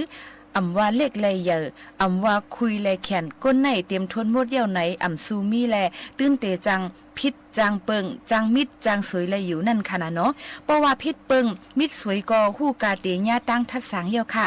ตั้งทัดสางหนึ่งอันในอิงเนืออันเลอเสเกิดเป็นม้าก้อมไข่เสเนกันก้อมไข่หลั่นซนกันก้อมไข่ย่าลู่เสรนาตากันเสเกิดเป็นม้าห้าอำนั้นมีกลางใจลีเสแลใครๆฮู้พิษแม่หลีแลหือใครๆเงื่องมิดจอมเปิงเลยหือไหนถูกเลยทัดสังขึ้นก่อนเย่าในก็ภูทัดสังเปิ้นต่างก็ในก็เตเลยมีข้อที่1ในค่ะเตเลยทัดสังให้สั่งต่อเมียนข้าวย้ำมันป้ออ่ำสั่งต่อเมียนย้ำเตอ่ำจังเลยทัดสังในค่ะข้อที่2นั่นเตเลยทัดสังตั้งคออันจือความเจอเตอ่ำเลยทัดสังตั้งคออ่ำจือความอ่ำเจอนั่นเสเป็นรองเย่าโตกว่าในค่ะข้อที่3ค่ะเตเลยทัดสางตั้งคอโอนความนวลสีแลเตอำเลยทัดสางตั้งคอหาวความเลิ้งเนี่ยค่ะข้อที่4เตเลยทัดสางตั้งคอความอันจับเลยพรหลีเตอำเลยทัดสางตั้งคอความอันอำจับเลยพรหลีนั่นเตอำถูกเป็นย้อนนั่นแหละเตเลยทัดสางคอความอันจืออันเจอจับเลยพรหลีมันนั่นในค่ะข้อที่5ค่ะเตเลยทัดสางตั้งเจอหักเมตตาเตอำเลยทัดสางตั้งเจอลำโตซาเสเตเลยทัดสังตั้งเจอหักเมตตาเตอำเลยทัดสังตั้งเจอลำต้อซาโมหะในนั่นค่ะสังเจอว่าก็ผู้ทัดสังในทัดสังเลยตั้งกลางเจอลีหนังในจอดนาสุดนั่นในจึงจ่องเจิงเจ้าเก่านั่นเตห่มจมยำหับเลยอยู่หือจมหับเกาหลีหรืออำไลและหับก็เย้าตื้นว่าอำหับไลก็อย่าตาเตแวดรอดไลตั้งทัดสังนั่นเตหยาบอยู่อ่ำไล่หนึ่งก็ไล่หนึ่งเย้าในอ่ำกำหนึ่งก็กำหนึ่งเตญ่าอยู่อ่ำห้างเซในเสแลสังว่าอ่ำเคยกำยาเปิ้นทัดสางในได้ก็เจ้าเก่าหลูเลยฮัดทัดสางขึ้นตัวเจ้าเก่านำเสแลคัดเจอคืบหน้ากว่าก้วยเย้าในค่ะกังเจอแลโจปันเฮาเมียนห้อยเหลียวกันเสกำในยุ่มย้ำว่าสังว่าอ่ำห้องหับไลอันเปิ้นทัดสางเฮาค่ะสังว่าอ่ำเคยเปลี่ยนก้นกำกับให้เปิ้นทัดสางเฮาขายอยู่ติ๊กเย้าในจึงเตเลยเมทัดสางวนสอนออนลีเนื้อตัวเฮาใจเฮาอ่อนตั้งสุดเสียแหละครึ่งปองเฮ็ดสร้างกว่าหนังกลางใจเฮาคาและในโจปางนั่นเฮอเมียนเลยอันเดียวกันเสสืบครึ่งปองเฮ็ดสร้างกว่าเสกัมในอันนี้ก็เป็นข้อความปันเฮียงเจอเป็นข้อความอันดีเลยเจอยก็มาฝากปันพี่น้องเขาเฮาหมอมุ่นแม่เนี่ยนั่นค่ะให้หมอมุ่นแม่โตเฮาใจเฮาอันว่านั่นโตเจ้าเก่าคู่ลีเลยเสเปิ้นในนั่นค่ะโตเจ้าเก่านั่นเนี่ยค่ะแต่เฮ็ดผิดกะหือกะเย้าเปียดเปิ้นไหลอยู่กะหือกะเย้าตั้งนำตั้งหลายกะเย้าก้วยกะตัวเจ้าเก่าเตเปียดขึ้นตัวเจ้าเก่าอำไลนั้นสังว่าอำใครให้เปิ้นเปียดเฮาก็อำตาบหรือเปียดเปิ้นบางปอกบางไรมาในโตยุกอย่างมาในค่ะเฮาฮู้อยู่ว่าเขานั่นเปียดเฮาเขาก็คัดเจอแก่งเขาครับใครเปียดเฮาเป็นนั้นมีในอำเจออำเป็นนั้นมีในก้วยกะว่าอันเฮาฮู้อยู่นั่นเฮาเฮ่อต่างเขาค่ะเฮ่อจึงอยู่แล้วในเฮ่อว่าสู่อำเฮ่อฮาอันสู่มาคัดเจอเปียดเฮานั่นในดิเตียงฮู้ว่าเขาเปียดเฮานั่นน่ะค่ะย้อนนั่นแหละดูเจ้าเก่าติขึ้นเลยทัดสางขึ้นตัวเจ้าเก่าลีเอาข้าวย่ำอันมีนั่นเสิแลหมอว่นสอนหันถึงลองลีเส10ครึ่งปองให้สร้างกว่าเซกัมในอันนี้ก็เป็นปอดอ่อนตอนนึงเอามาฝากตอนจุดถึงพี่น้องเขาให้แรงยินทอ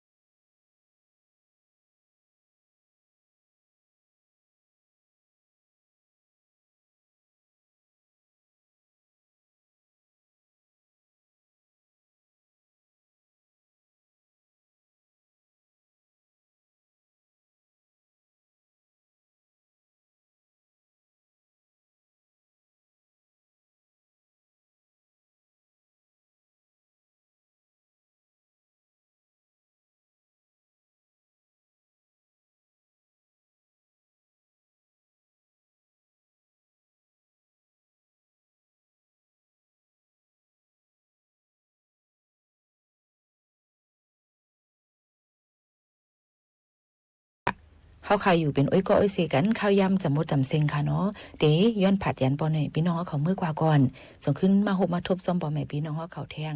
อย่าลืมสถานีวิทยุกระจายเสียงแห่งประเทศไทยและเครือข่ายทั่วประเทศเสนอข่าวต้นชั่วโมงรู้เร็วรู้จริงเกาะติดทุกสถานการณ์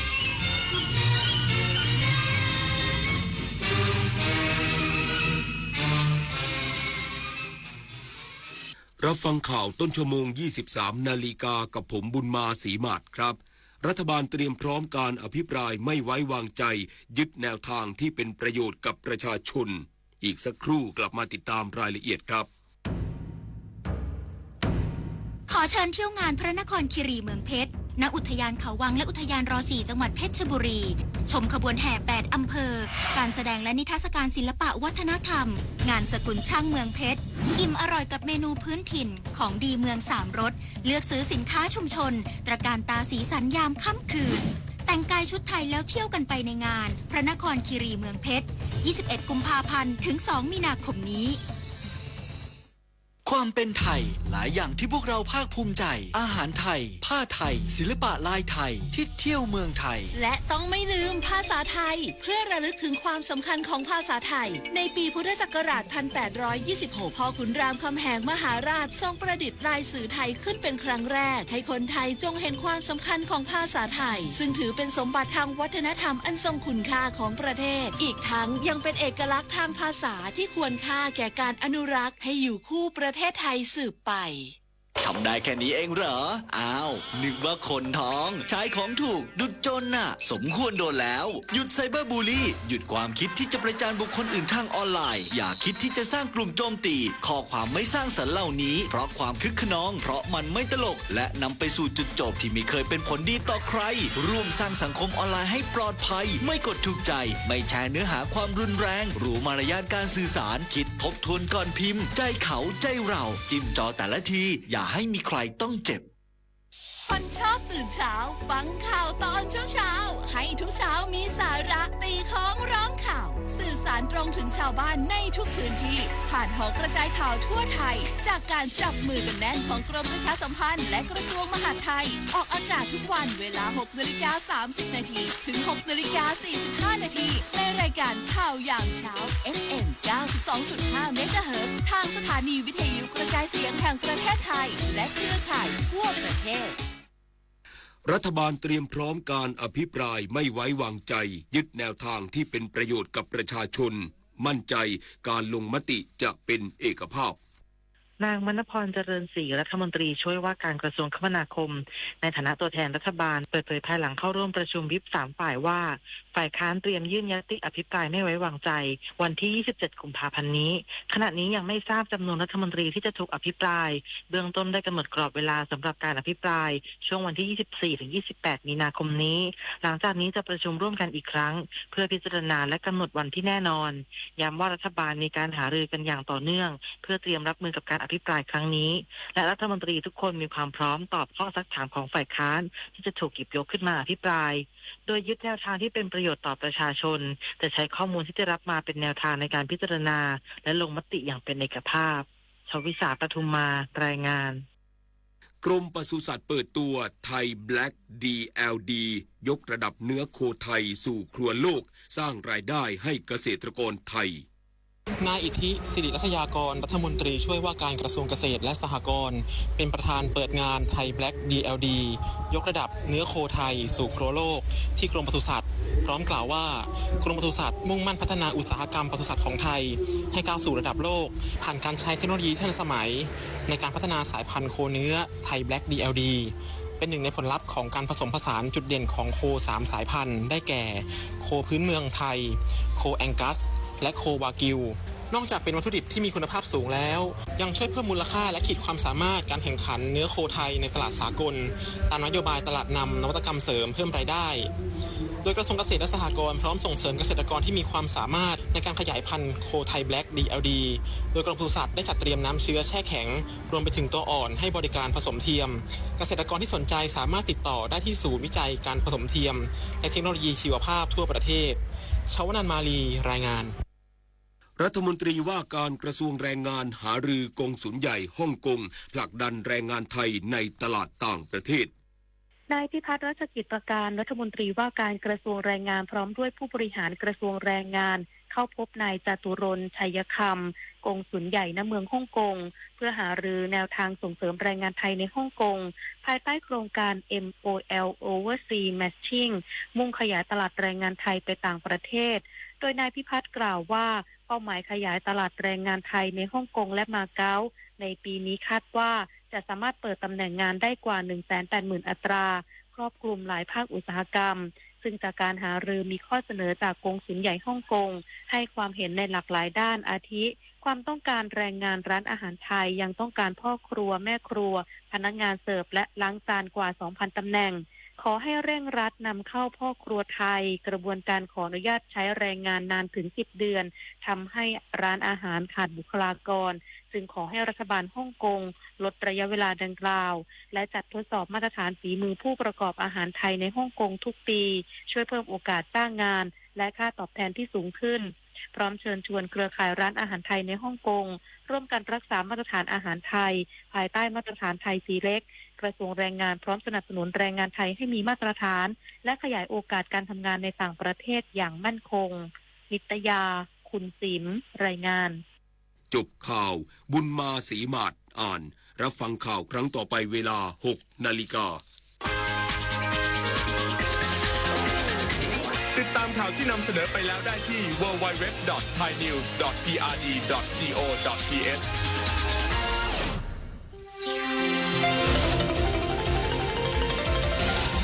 วิทยุแห่งประเทศไทยให้ความรู้กู้ความสุขต่อไปนี้ขอเชิญท่านฟังรายการเพื่อนฝันดำเนินรายการโดยจารุลินมุสิกพงศ์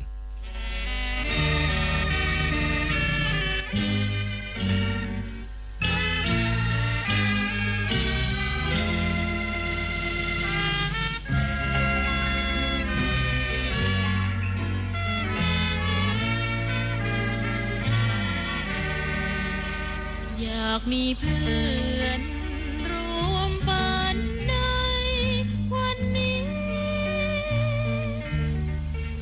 วันที่มีเสียงเพลงบรรเลงวอนเดี๋ยวออดอ่อนเดี๋ยวเรื่องรื่นแสนชื่นบานเดี๋ยวสับสานเดี๋ยวโศกซึ้งตรึงหาไทย เราเริ่มชั่วโมงที่2ด้วยเพลงรักยิ่งชีพคำร้องโดยท่านผู้หญิงละเอียดพิบูลสงครามทำนองโดยครูเอื้อค่ะเพลงนี้คุณมันธนาโมรากุลขับร้องไว้ต่อมาคุณรวงทองศิลปินแห่งชาตินำมาบันทึกเมื่อวันที่28ตุลาคม2526รักยิ่งชีพ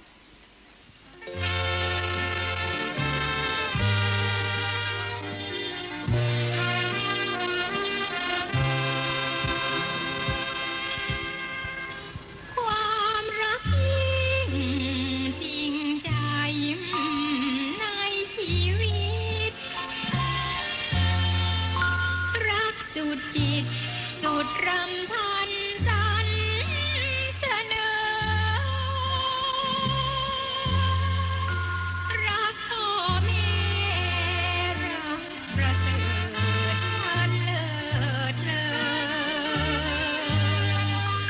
รักเสมอบูชามันนิรันดรรักหัวลูกผูกจิต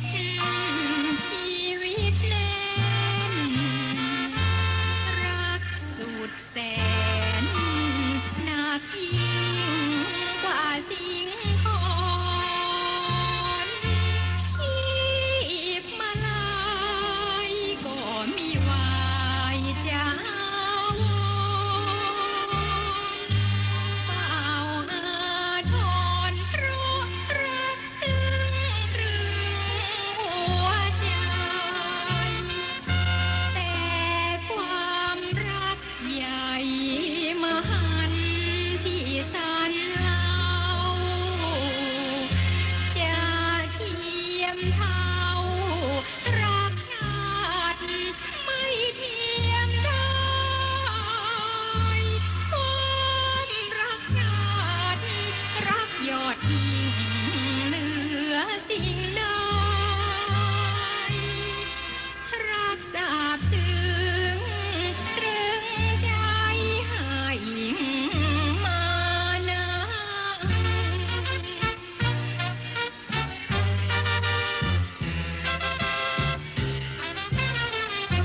เนื้อทุกชิ้นเลือดทุกหยาดเนื้อทุกชิ้นเลือดทุกหยาดเพื่อชาติสิ้นดวงชีวิตเพราะบูชาดวงชีวิตเพราะบูชาเสียสละเพื่อเอกราชชาติยืนยงเอกราชชาติยืนยงยิ่งพละหากใครจะบังอาจบุกมารุกรานจะขอรักสละรักที่ปากจิตจะขอปลิดชีพบูชาด้วยกล้าหาญชีพลูกผัวอีกชีพตัวจะวายพรานก็มิยอมให้ใครรานพลานชาติไทย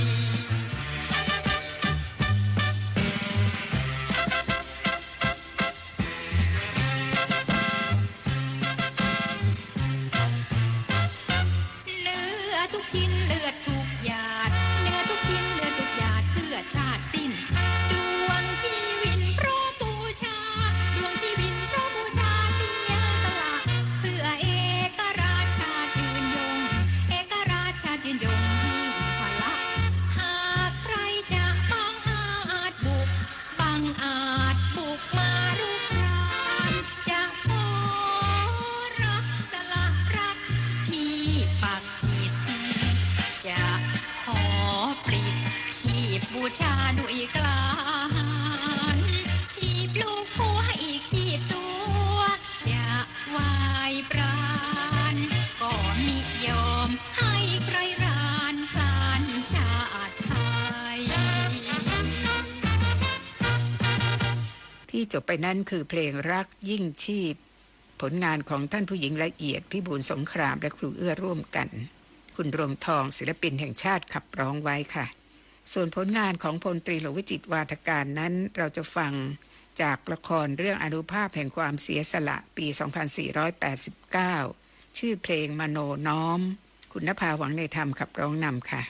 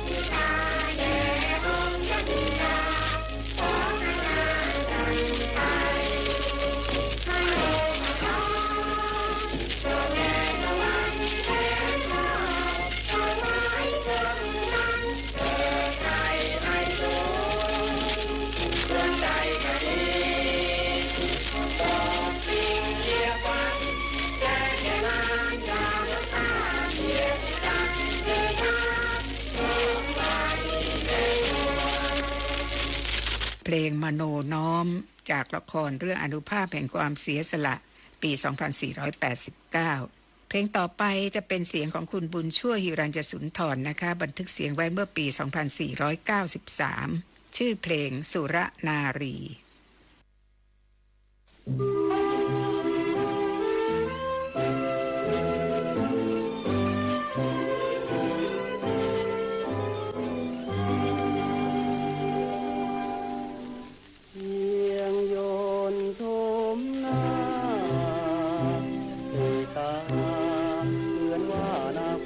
จำลา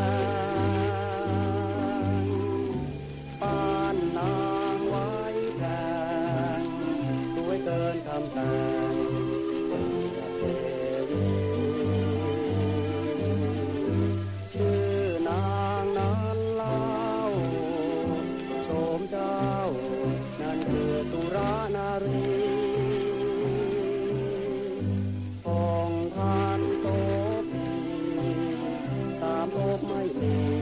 ใครเทียบงามงามเทพบุตรทั่วฟ้าแม่ลอยลงมาก็คงว่าวิววอนโอกได้ร้าวร้อนโฉมบังอ่อนสมชื่อสุรนารีบุญได้หรือโสภาแทนการเป็นขวัญชีวีวาสนาของพี่อันดวงมณีมีค่าน้อยสุดนางเพียงโยนชมหน้าตีตาเหมือนว่านาฟ้าจำลาานางไว้แทนสวยเกินคำแต่งเทวีชื่อนางนั้นเล่าโฉมเจ้า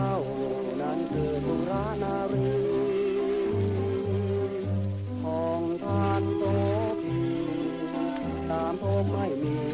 ใครเทียบอย่างนางงอนเทพบุตรทั่วฟ้าแม่ลอยลงมาก็คงว่าวิววอนโอกกายร้าวร้อนโฉมบังอ่อนสมชื่อสุรนารีบุญได้หรือสร้างให้โสภาแต่การเป็นขวัญชีวี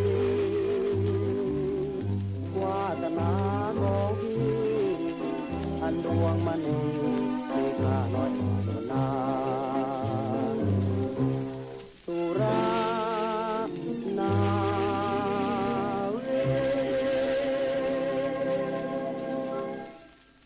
ฟังแต่ชื่อเพลงว่าสุรนารีก็อาจจะหมายถึงเพลงปลุกใจที่เกี่ยวกับการยกย่องผู้หญิงที่เป็นนักรบว่ากล้าหาญละมั้งนะคะ แต่ที่จริงแล้วไม่ใช่ชื่อสุรนารีนี่เป็นชื่อร้านเสริมสวยค่ะแต่งเพื่อโฆษณาร้านเสริมสวยสุรนารีแต่ว่าในเนื้อเพลงก็ไม่ได้ระบุตรงๆนะคะต่อมาเพลงนี้เป็นที่นิยมก็เลยได้มีการบันทึกแผ่นเสียงเป็นเรื่องเป็นราวเมื่อปี 2493 สุรนารีในสมัยก่อนเวลาที่เขาจะโฆษณาสินค้าก็จะใช้เพลงเป็นหลักเลยค่ะฟังคุณชาวลีช่วงวิทย์นะคะร้องเพลงโฆษณาเครื่องสำอางมะลิสดและคุณเลิศผสมทรัพย์ขับร้องเพลงโฆษณาเครื่องสำอางโมรา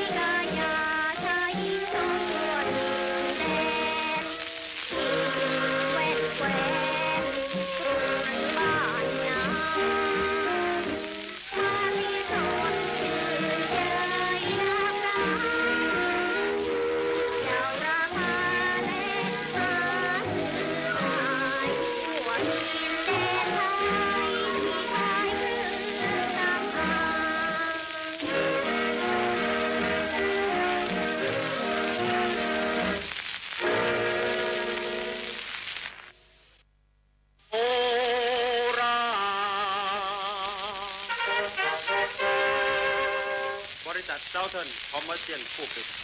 โบราณบริษัทน้ำเซียนผู้แทนจำหน่าย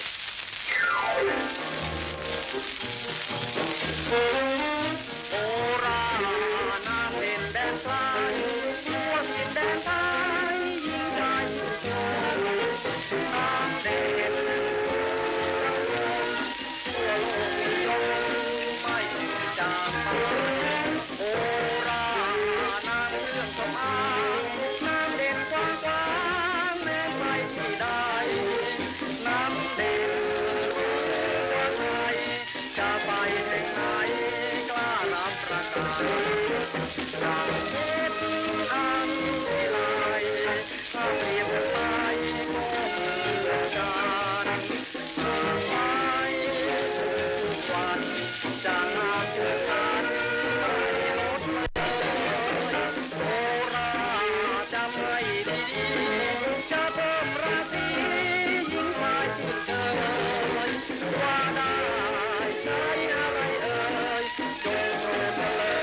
ยเครื่องสำอางโบราณโบราณน้ำเด่นแดนไกลทั่วถิ่นแดนไทยยิ่งชายชื่นชมน้ำเด่นสังคม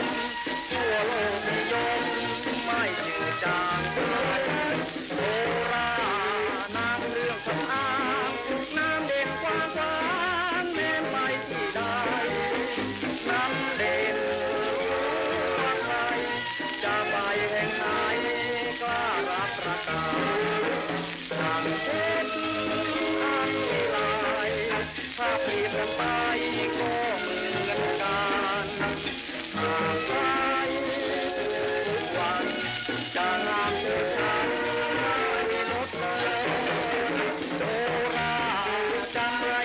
ดีๆจะเพิ่มราศียิ่งชายชื่นชมว่าได้ใช้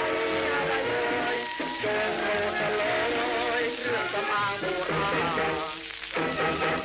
โบราณ เสียงของคุณชาวลีในเพลง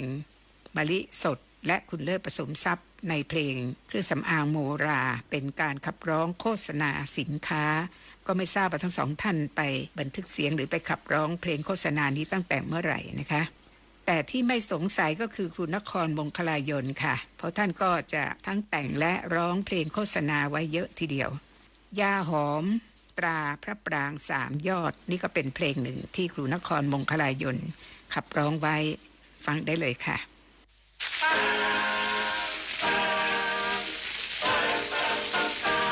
โอ้ยเป็นลมหน้ามืดวิงเวียนไอ้ยาคลื่นเหียนอาเจียนเป็นการใหญ่ชี้ช้ำจุกเสียดอ่อนเพลียและเหี่ยใจทิ้งเอาไว้มีหวังมวยหมดสาทะเกียกรุงตังยาหอมตราพระปรางสามยอดเด็กผู้ใหญ่ใช้ได้ตลอดปรางสามยอดเป็นยาหอมชื่อดังยาหอมตราปรางสามยอดปรุงจากตำรับในตัวยาชั้นสูงของจีนจึงมีชื่อติดปากชาวจีนว่าสาทะเกียกรุงตังชาวจีนรู้จักสาทะเกียกรุงตังเท่ากับท่านรู้จักยาหอมตราปรางสามยอดนอกเหนือจะแก้โรคลมทุกชนิดแล้วปรางสามยอดหรือสาทะเกียกรุงตังยังใช้แก้โรคไอโรคปวดฟันปวดท้องลงท้องและไข้หวัดได้ยังไม่น่าเชื่อยาหอมปรางสามยอดจึงเหมาะที่จะมีไว้ประจำบ้านหรือติดตัวท่านไปธนบุรีโอสถผู้ปรุงจำหน่ายแม้เป็นลมหน้ามืดวิงเวียนคลื่นเหียนอาเจียนเป็นการใหญ่จุกเสียดอ่อนเพลียและเหี่ยใจจะทิ้งเอาไว้มีหวังไม่รอดสาทะเกียกรุงตังยาหอมตราพระปรางสามยอดเด็กผู้ใหญ่ใช้ได้ตลอดปรางสามยอดเป็นยาหอมชื่อดัง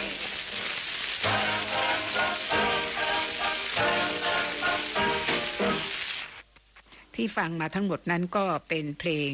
ที่โฆษณาสินค้าในสมัยก่อนนะคะแต่สมัยนี้จะหาว่าเป็นเพลงจริงๆเนี่ยยากโฆษณาสินค้าเขาก็จะทำในรูปแบบต่างๆกันออกไปตามสภาพของสังคมที่เปลี่ยนแปลงไปนะคะและต่อไปนี้เราจะนำเพลงจาก199สุดยอดเพลงไทยสากลในแผ่นดินรัชกาลที่9ซึ่งจัดทำโดยกระทรวงวัฒนธรรมร่วมกับมูลนิธิสมัชชาศิลปินและสโมสรนักเพลงเมื่อปี 2561 มาฟังกันต่อนะคะ ครั้งที่แล้วเราฟังถึงเพลงลำดับที่179วันนี้จะต่อลำดับที่180อยากหยุดเวลาโดยสรัญญาส่งเสริมสวัสดิ์ผลงานของสีฟ้าและสมชายกฤษณะเสรณีค่ะต่อด้วยฝากเลี้ยงเพลงนี้เจตรินวัฒนศิลป์เป็นผู้บันทึกเสียง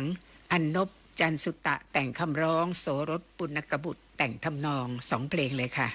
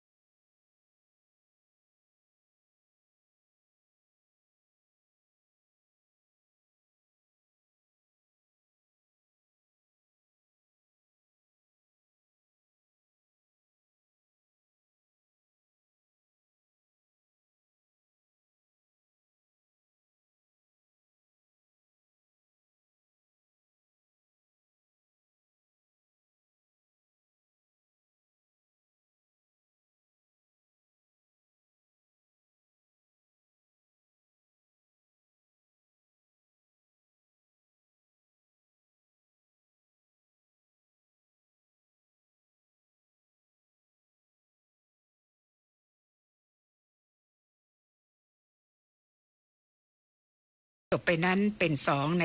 199สุดยอดเพลงไทยสากลในแผ่นดินรัชกาลที่9ก็เป็นเพลงลำดับที่180และ181นะคะ